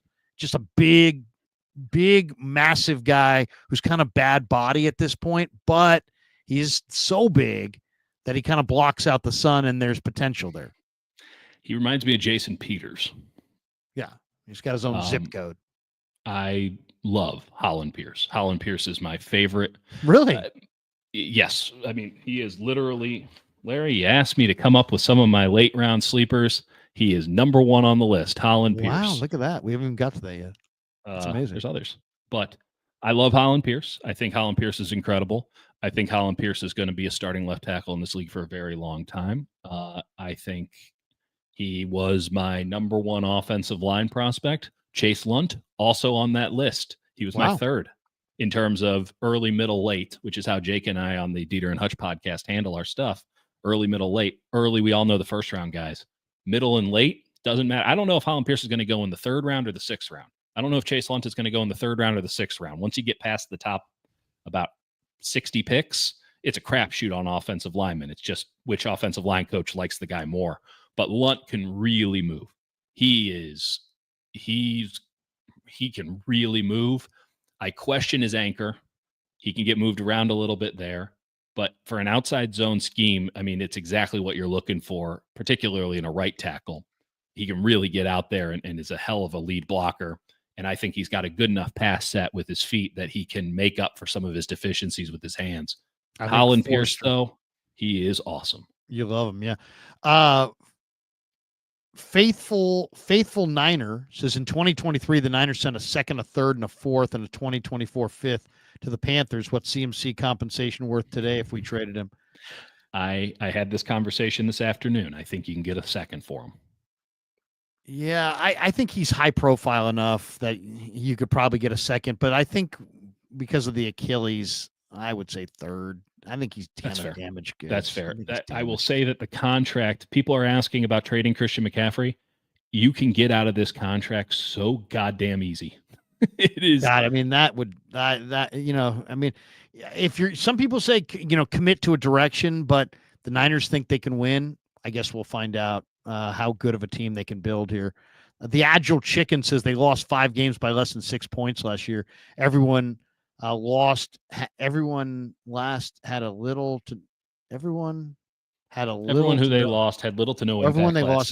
impact last season. And at this point are old, diminished, injury prone, and or overpriced at this point. Stay faithful. Who are they replacing the players with? Yeah, you gotta. Dieter's right, but it's like the guys who left weren't doing much, which is why they won 6 games. But the reason that you didn't, because you didn't have other guys on the roster, is why you won 6 games. And because you haven't added anything to the roster is why you're going to win 6 games again. I think that's the point. Okay, that was the Agile Chicken. Leaf says, "Hi, gentlemen." How'd you know we were gentlemen? There are outside firms that help teams with coaching hires. Are there firms that evaluate teams' personnel departments, assist with the draft? Perhaps we could use another set of eyes. There are a number of personnel guys who are employed just this time of the year. The John Dorseys of the world who take consulting fees, Scott McLuhan and others, guys who have been in the front office. I know a few of them. Yes, they are out there. James Peterson says, "I'm with you, Krugs. Losing Dre was painful, but not upgrading at center is even more egregious. No, trying to trust the process, though, faithful to the Bay." James, I hear you. That's exactly how I feel. It's like, what process? Well, I mean, he's what he's saying is he's trusting in John and Kyle. That's what he's saying. Jed got this one. Yeah, well, we'll find out if he doesn't. I mean, it appears that he doesn't. Flippin' Shrub. Niners need a competent defense again, especially since there's no offensive speed for Purdy to win shootouts. Saleh won't magically fix things. Tim asked that question today, Tim Kawakami. Do you think Saleh was surprised by this? Do you think Saleh has been broadsided by the 49ers, or do you think he came here with his eyes wide open? I think that Malik Collins and Leonard Floyd are no longer on the team, and that Robert Saleh had a very significant say in that. So, yeah. Those aren't his kind of guys. Faithful Niner says, run it back like the 2000 Jets, stock up for 26 with 4 first-rounders by trading the remaining stars, i.e. Bosa, CMC, to close out the purge. I could see that happening, but you know what? If to me that's a trade deadline thing. If they're, they can move 1 or 2 of these guys at the trade deadline if they're some team going nowhere. And it's like, we built a team that couldn't win, and then we didn't win. And then we traded off our guys. I could see that being I would more the also path they go. warn anybody on following a Jets blueprint. Yeah, exactly. I Seriously. know they were good at one point. Very hard to remember that The point, even though Jets. not a lot of competition for being good as the Jets. Okay. Give me an underrated free agent that the Niners ought to sign. I already gave you Ledbetter. That you're going with Ledbetter. He's a defensive tackle. He's a day one starter he's an unquestioned starter for you. He can hold his damn gap. Ledbetter would be a very viable option. Clearly, he is not prohibitively expensive, though for the 49ers, it seems as if everybody's prohibitively expensive. So what the hell do I know? But he you know what? You need two defensive tackles. You need two new starting defensive tackles, and then you'll have one of them locked in. Because then you can use your first round pick on a defensive tackle. Hey, guess what? You have two defensive tackles now. Congratulations. I'm going to say Willie Gay. You got to have some speed at linebacker, and that's a guy that I absolutely think would give them a lot of speed. I just don't think he's a starter anymore, Lair. That's my Yeah, concern. I mean that's the question. But at least you got the raw materials there. All right, let's go before we get out of here. We're an hour and 55 in. Draft sleepers. I asked Dieter. I said, Dieter, at the end of this thing, we're going to reward the hardcore fans that we have by going into some draft sleepers. How asleep do you want to be? Now, yeah, exactly. How do you define that? There's all kinds of guys who, it's subjective, right? So we'll have to, we'll have to just agree. But I would say what I like to look at is I like to go to Draft Tech, which is a good website, drafttech.com. And then they have a board, right? And let's just take quarterback, for example. Mm-hmm. They have Cam Ward going, it says first round, number 4 overall. They have Shedeur Sanders as the second quarterback. They have him going 8, which is in the first round. Jackson Dart, they have going 42, which is a high second round pick. Jalen Milroe, they have going 70. He's a second round pick. Ewers is going 79. He's a second round pick. Will Howard's going 88. He's a second round pick, basically and then Tyler Shugg is at 120. So he's more like a third round pick or a fourth round pick. So that's kind of how I look at, and then at the end, I look at sleepers as guys who are going to be midday 3, 5th round. It's round 5 and after. They're either going in round 5, round 6, round 7, or undrafted. And the deep sleepers are the guys that are absolutely going undrafted. Here we go. You ready? All right. Holland Pierce, left tackle, Rutgers. CJ West, defensive tackle, Indiana. He might have played himself. He might be too good of being. Too good. I think he might have gotten himself up into day 2. But Holland Pierce, by the way, is listed as the 14th best tackle, pick number 154. So that's basically like the 4th or 5th round. He's, by the way, 6'7", 344 pounds. I got a bunch of them here, so we're just going to run through them real fast. So you got Ty West, or CJ West. CJ West. Aronde Gadsden, the tight end out of Syracuse. Great athlete, kind of flexed out tight end who really ran well at the combine. Sweet mitts. He's listed at 6'4", 247. But if you watch him, he's a tremendous athlete. Second generation football or NFL, or his dad played in the NFL. Let's stay at Syracuse. Fadil Diggs, defensive end there. I like him. Has incredible workout numbers, huh? Yeah, he's twitchy as hell. You like him? I'm willing to figure it out. He ran great. Let me see where he's listed here on this. Fadil Diggs is listed at 25th defensive end, going 187, but the arrow's pointing up. Yep. So he's 6'4", 260, crazy athlete. He's awesome. He was great at the East-West Shrine game. Clay Webb, Jacksonville State, center. Okay. I'll have to check that one out. Good at the Senior Clay Bowl. Webb, five-star recruit, went to Georgia, transferred to Jacksonville State, looked really good at Senior Bowl practices, has really good film from Jacksonville State, who was sneaky good under Rich Rodriguez. It got him back the West Virginia job. Smile Mondon's too good for this list. I've made that determination on the fly right here. Smile Mondon. Okay, from Georgia. Yeah. How about Drew Kendall, a guard or a center from Boston College? Drew Kendall. it's a great school for offensive linemen. They usually are very, very strong. They got great weightlifting at Boston College. I like Almost their all their guys are their strong. left tackle as well. I forget his name right now. Their left tackle's damn good. He'll probably go earlier, but I think Drew Kendall is like really he's going to be a pro for a while. He's got a lot of what the Niners like, what an outside zone team likes, and he had some dominant tape. His tape against Missouri in particular, hurts me to say, was outstanding. I'm going to give you two more names here, Lair. Tonka Hemingway. Oh, I love Tonka. That's a great We one. all love Tonka. He had a great, I think he tested great, if I recall correctly. His tape is hit or miss, but when it hits, it's spectacular. And then He's Antoine, he's one of those guys that he is a I don't know what position he plays. He's a little undersized. He's kind of like a Kevin Givens. He's a one gap penetrator, get up the field, rush the passer.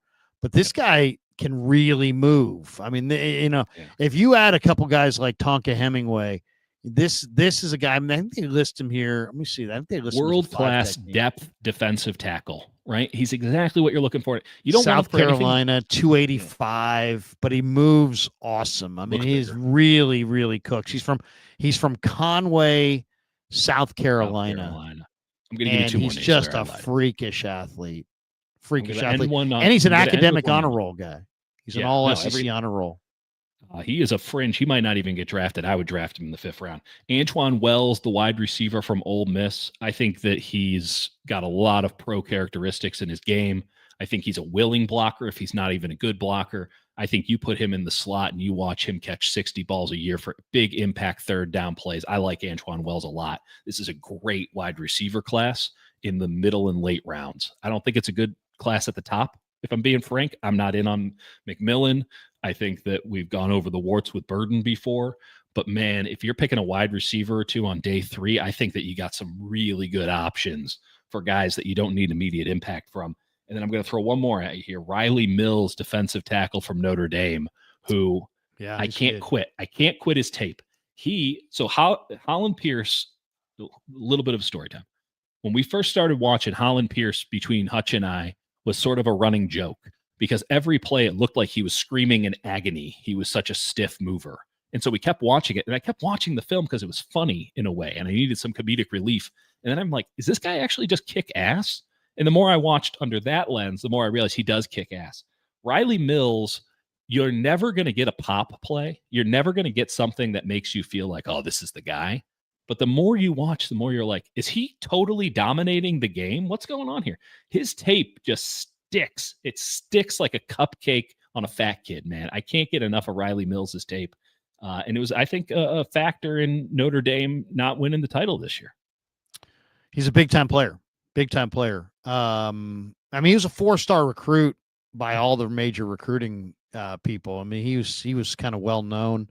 You know, Notre Dame does recruit really well. This guy's 6'5", 295, and yeah, he's good. He plays with leverage. He's got a motor. I don't know exactly.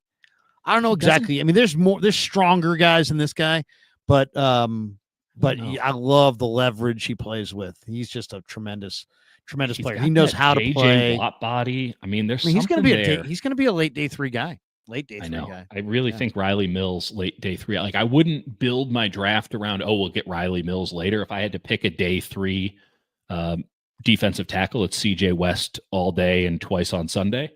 But I really like Riley Mills, and I think that someone's going to have a player that's just going to give them 50 great snaps a game in perpetuity on, round 6. He's my Kamani Vidal of this draft. Last year, I was all in on Kamani Vidal, and I'm like, it's not going to look good, but the production is there. It's competent. It's solid. I think Riley Mills is just going to go in there, and then, guess what? He's a starter for you. Guess what? He's, just consistently playing at a high level, and anyone who's a total sicko who knows ball is going to know Riley Mills' name about October, and the rest of the league is going to find out come playoff time because some team's going to get him, and he's going to be an important player for them. Is that it, or do you have more? I mean, I got hours more, but I've whittled it down to that. Well, I'll give you a few. Awesome. Shunderick Powell, the running back for Central Arkansas, and he's 175, 180 pounds. He's small, but this guy This guy is explosive. I mean, this is a guy. I don't know what his 40 time is, but watching him, he just dominated, totally dominated.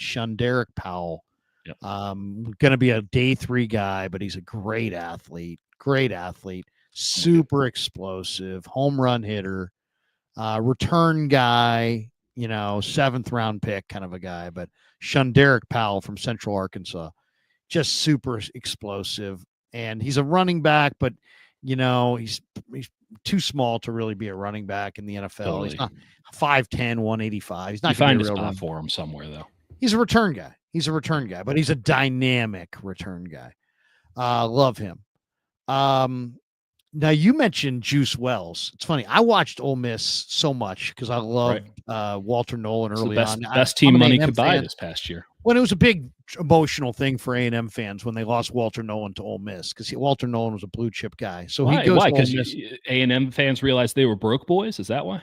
Well, no, just because A&M. To me, I got invested in Walter Nolan's story and some of the A&M players because I'm an A&M fan, and then they leave, and it's like, hey, I'm still kind of invested.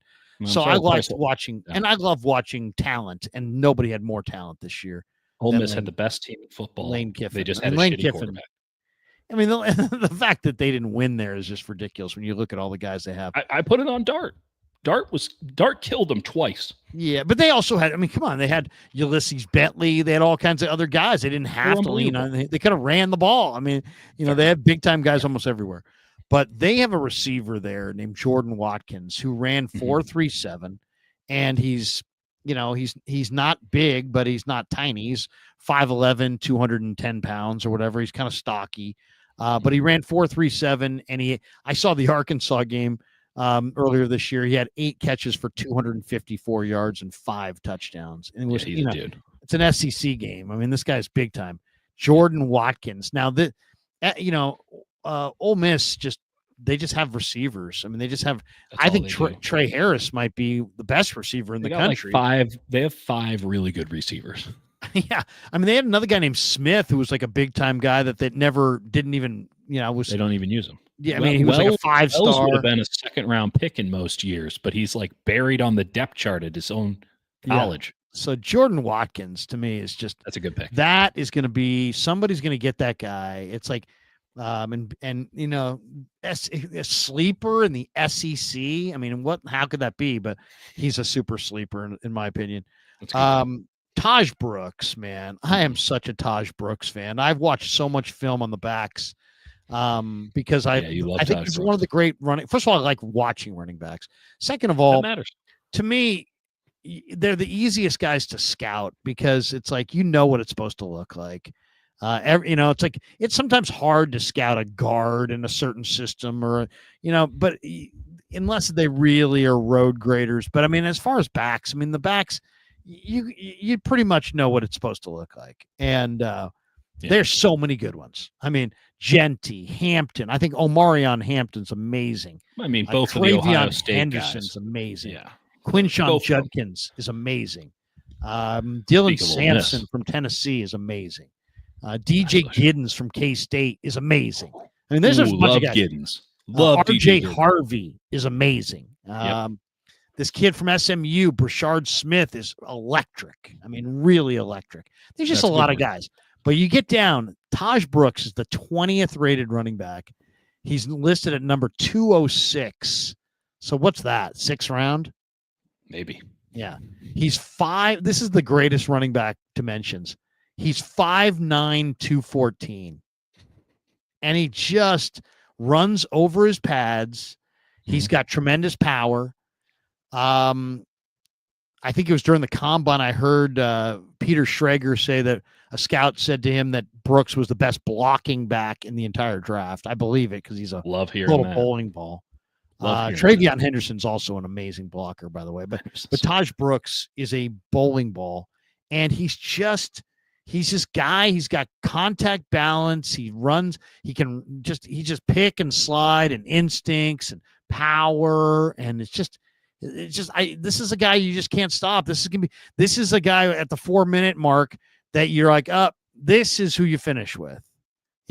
Goodbye, Elijah Mitchell. Goodbye, Jordan Mason. Hello, Taj Brooks. And you finish with Taj Brooks. And I think you could win a lot of games with Taj Brooks. I think that's a good call. That one to me, I really love. I looked deeply at the tight end group, and I'm telling you, man, maybe one of my favorite tight ends that I think is a phenomenal prospect. And it's all about, this is a great crop. But I'm not sure about that, but okay. Well, I think it is. I mean, okay. I like Tyler Warren. I like Colston Loveland. I like Mason Taylor. I think Gunnar Helm is a good player. I like Arroyo. I like Fannin. I think Ferguson's a good athlete. The kid from Clemson's an athlete. I like Mitchell Evans. I like Gadsden.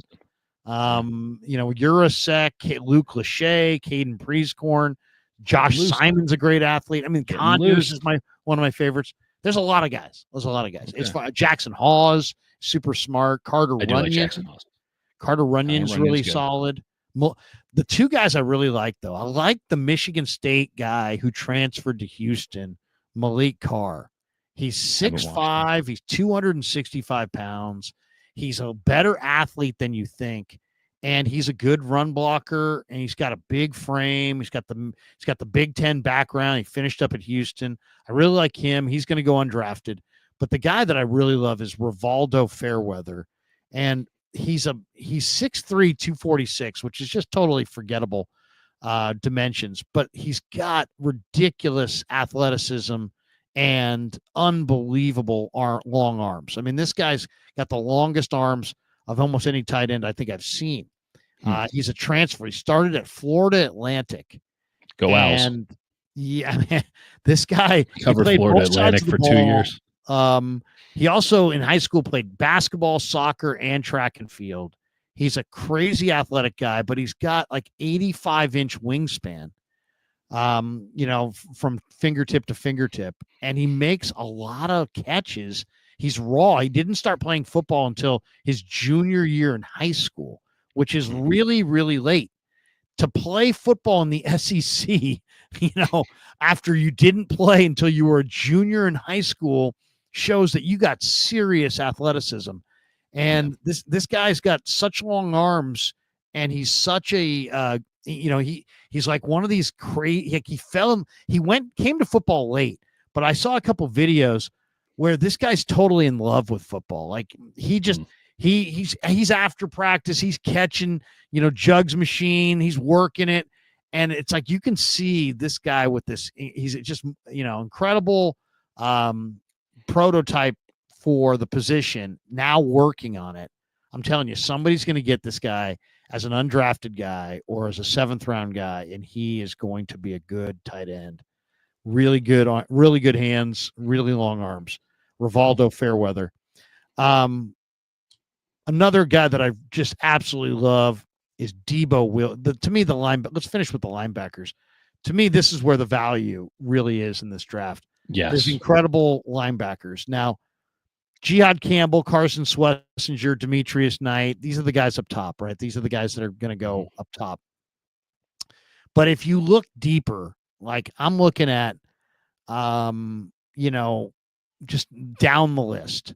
I mean, these guys are listed. Carson Bruner from Wisconsin is listed at pick number 341. He's a good player, man. Very productive player. Ran 4 in the 4.5s at the combine. He's 6'1", he's 223. He's a little smaller, but good linebacker. 341. That's undrafted.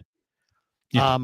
Power Eccles from North Carolina, 6 feet tall, 225.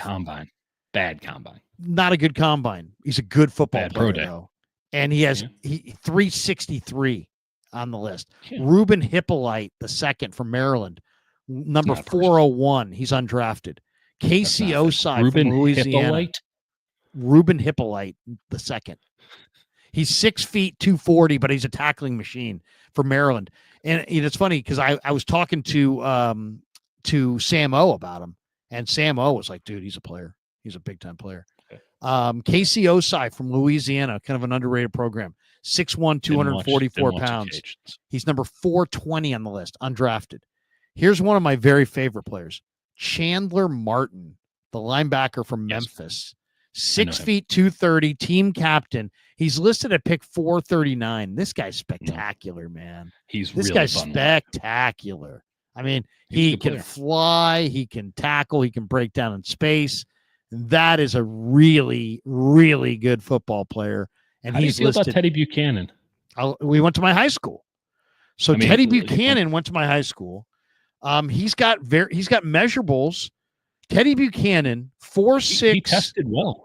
4'6" in the 40, 40-inch vert, 125-inch broad jump, 26 reps of 225. He had better workout numbers than Fred Warner. He went to my high school. He's a St. Ignatius Wildcat, so he's a smart kid. He was a fucking killer at Cal. Oh, I know. You could tell. This is a compliment that I don't know if I've heard anyone else say it, and maybe it's the dumbest thing that's ever come out of my mouth, which has a lot of competition. But Teddy Buchanan, and I'll say this, CJ West, my guy at defensive tackle for Indiana, it's not so much that they were awesome when they were on the field. They were. That was notable. But you could tell when they were off the field. The play looked different when they were off the field. That's something that really only applies in college when you're really good. At the NFL, it's pretty obvious if Fred Warner is not out there or Nick Bosa is not. Like, it's glaring. And you immediately where that's not something that comes up on the defensive side in college all that often. But those two guys, Teddy Buchanan and CJ West, day 3 dudes. And when they weren't on the field, I'm watching full games. I watched probably every Cal game this year front to start because they were a fun team to watch. Exhausting, but fun. And then I've been watching Indiana film because they got a lot of good guys. And I wanted to get kind of a feel for CJ West. You knew when he wasn't on the field. You could just tell. You could write that rep down as, he didn't play, guessing. And then you'd go and you'd actually analyze it and you would see he wasn't actually playing. It is a strange compliment that came into my head. Teddy Buchanan and CJ West, you can tell when they're not on the field. CJ West is a whirling dervish of awesome. activity. But yeah, it's the linebackers. Eugene Asante, Nick Martin, David Benda. You love Benda. I love David Benda. David Benda's 5'11", 235 pounds. He's an amazing athlete. Kari Coleman from Ole Miss, 6'1", 213 pounds, and he's really athletic. So those are some of the sleepers. I mean, that at least in my mind. We got this one from Matthew Short. Travis Henderson is a perfect fit. I think he means Travion Henderson for the 49ers. Who the hell is Travis Henderson? Travis Henderson. Who's Travis? I was Googling, like, I admit when I don't know somebody, but like perfect fit, like, do I not know who my mix? No. Yeah. Travion Henderson would be incredible. Travion Henderson is, I'm not saying he's the best running back in the draft, but he's my favorite running back in the draft. So he's really, really good. And his workout numbers were amazing. Yeah, I mean, it's just he's a great receiver and he's a great blocker. And when you're a great receiver and you're a great blocker, man, that's really valuable. That's the only question. I know that a lot of Niner fans don't want to see the Niners go with a second-round running back because they've gone with Trey Sermon and they've gone with these running backs early, and it's such a deep running back draft. But I'll tell you, one of the things I would have a hard time, and I've done a bunch of these mock drafts, the one that I have a hard time with is in that second round. When you get to, because I think the Niners are going to go like a defensive tackle or an offensive tackle. Like if Membu's there, I could see him going Membu. If not, I could see him moving down a spot or two for Walter Nolan or Kenneth Grant or somebody like that. I think they go D tackle in the first round. Mm-hmm. In that second round, I even though they, I think they're rumored to be interested in Oladejo. I still, when I'm looking at the value in those mock drafts, I always keep coming back to how do you pass on Travion Henderson? How do you pass on Quinshon Judkins? Judkins was awesome at Ole Miss. Then he transferred to Ohio State. He was awesome at Ohio State. He's 220 pounds. He runs 4.4, and he finishes like a beast. I mean, Quinshon Judkins is a great player. And Travion Henderson can catch the hell out of the football, and he blocks like a menace. So, I mean, how do you pass on those guys? I know you got CMC. I know running backs are a dime a dozen. Well, for now. But, man, I mean, it's like, Quinshon Judkins, I think, is a great, great player. So agree. I don't know. We'll see. We'll see come draft day how this thing pans out. But I know they need offensive line. I know they need defensive line. But man, if there's a great running back or a great receiver, a great tight end, old football scout said to me one time, man, line of scrimmage means everything. But if you want to change a football team fast, change the guys who touch the ball. Mm-hmm. If you want to get a new running back, a new wide receiver, a new tight end, a new quarterback, that's how you're going to change your team faster than investing in the line of scrimmage. Though you do need the line of scrimmage. If you really want to, if you get Quinshon Judkins, he becomes a Pro Bowl running back. That changes your football team for sure. Without question. All right. That's going to do it for us. Let's thank everybody. Thanks to Mancini's. Thanks to Pig and a Pickle. Thanks to Dieter. Thanks to all of you guys. Thanks for the supers. Dieter, when do you appear next on the leader? When do we hear you next? I don't know what day it is, Larry. I mean, it's Thursday. It's survive in advance. I'll talk to you tomorrow. How about that? No, I don't think so. Okay. I'll find out tomorrow morning. You may or may not hear Dieter on the leader one of these days. Anyway, maybe. For Dieter, I'm Larry. Have a great night. Peace. Yeah, never met a man I've been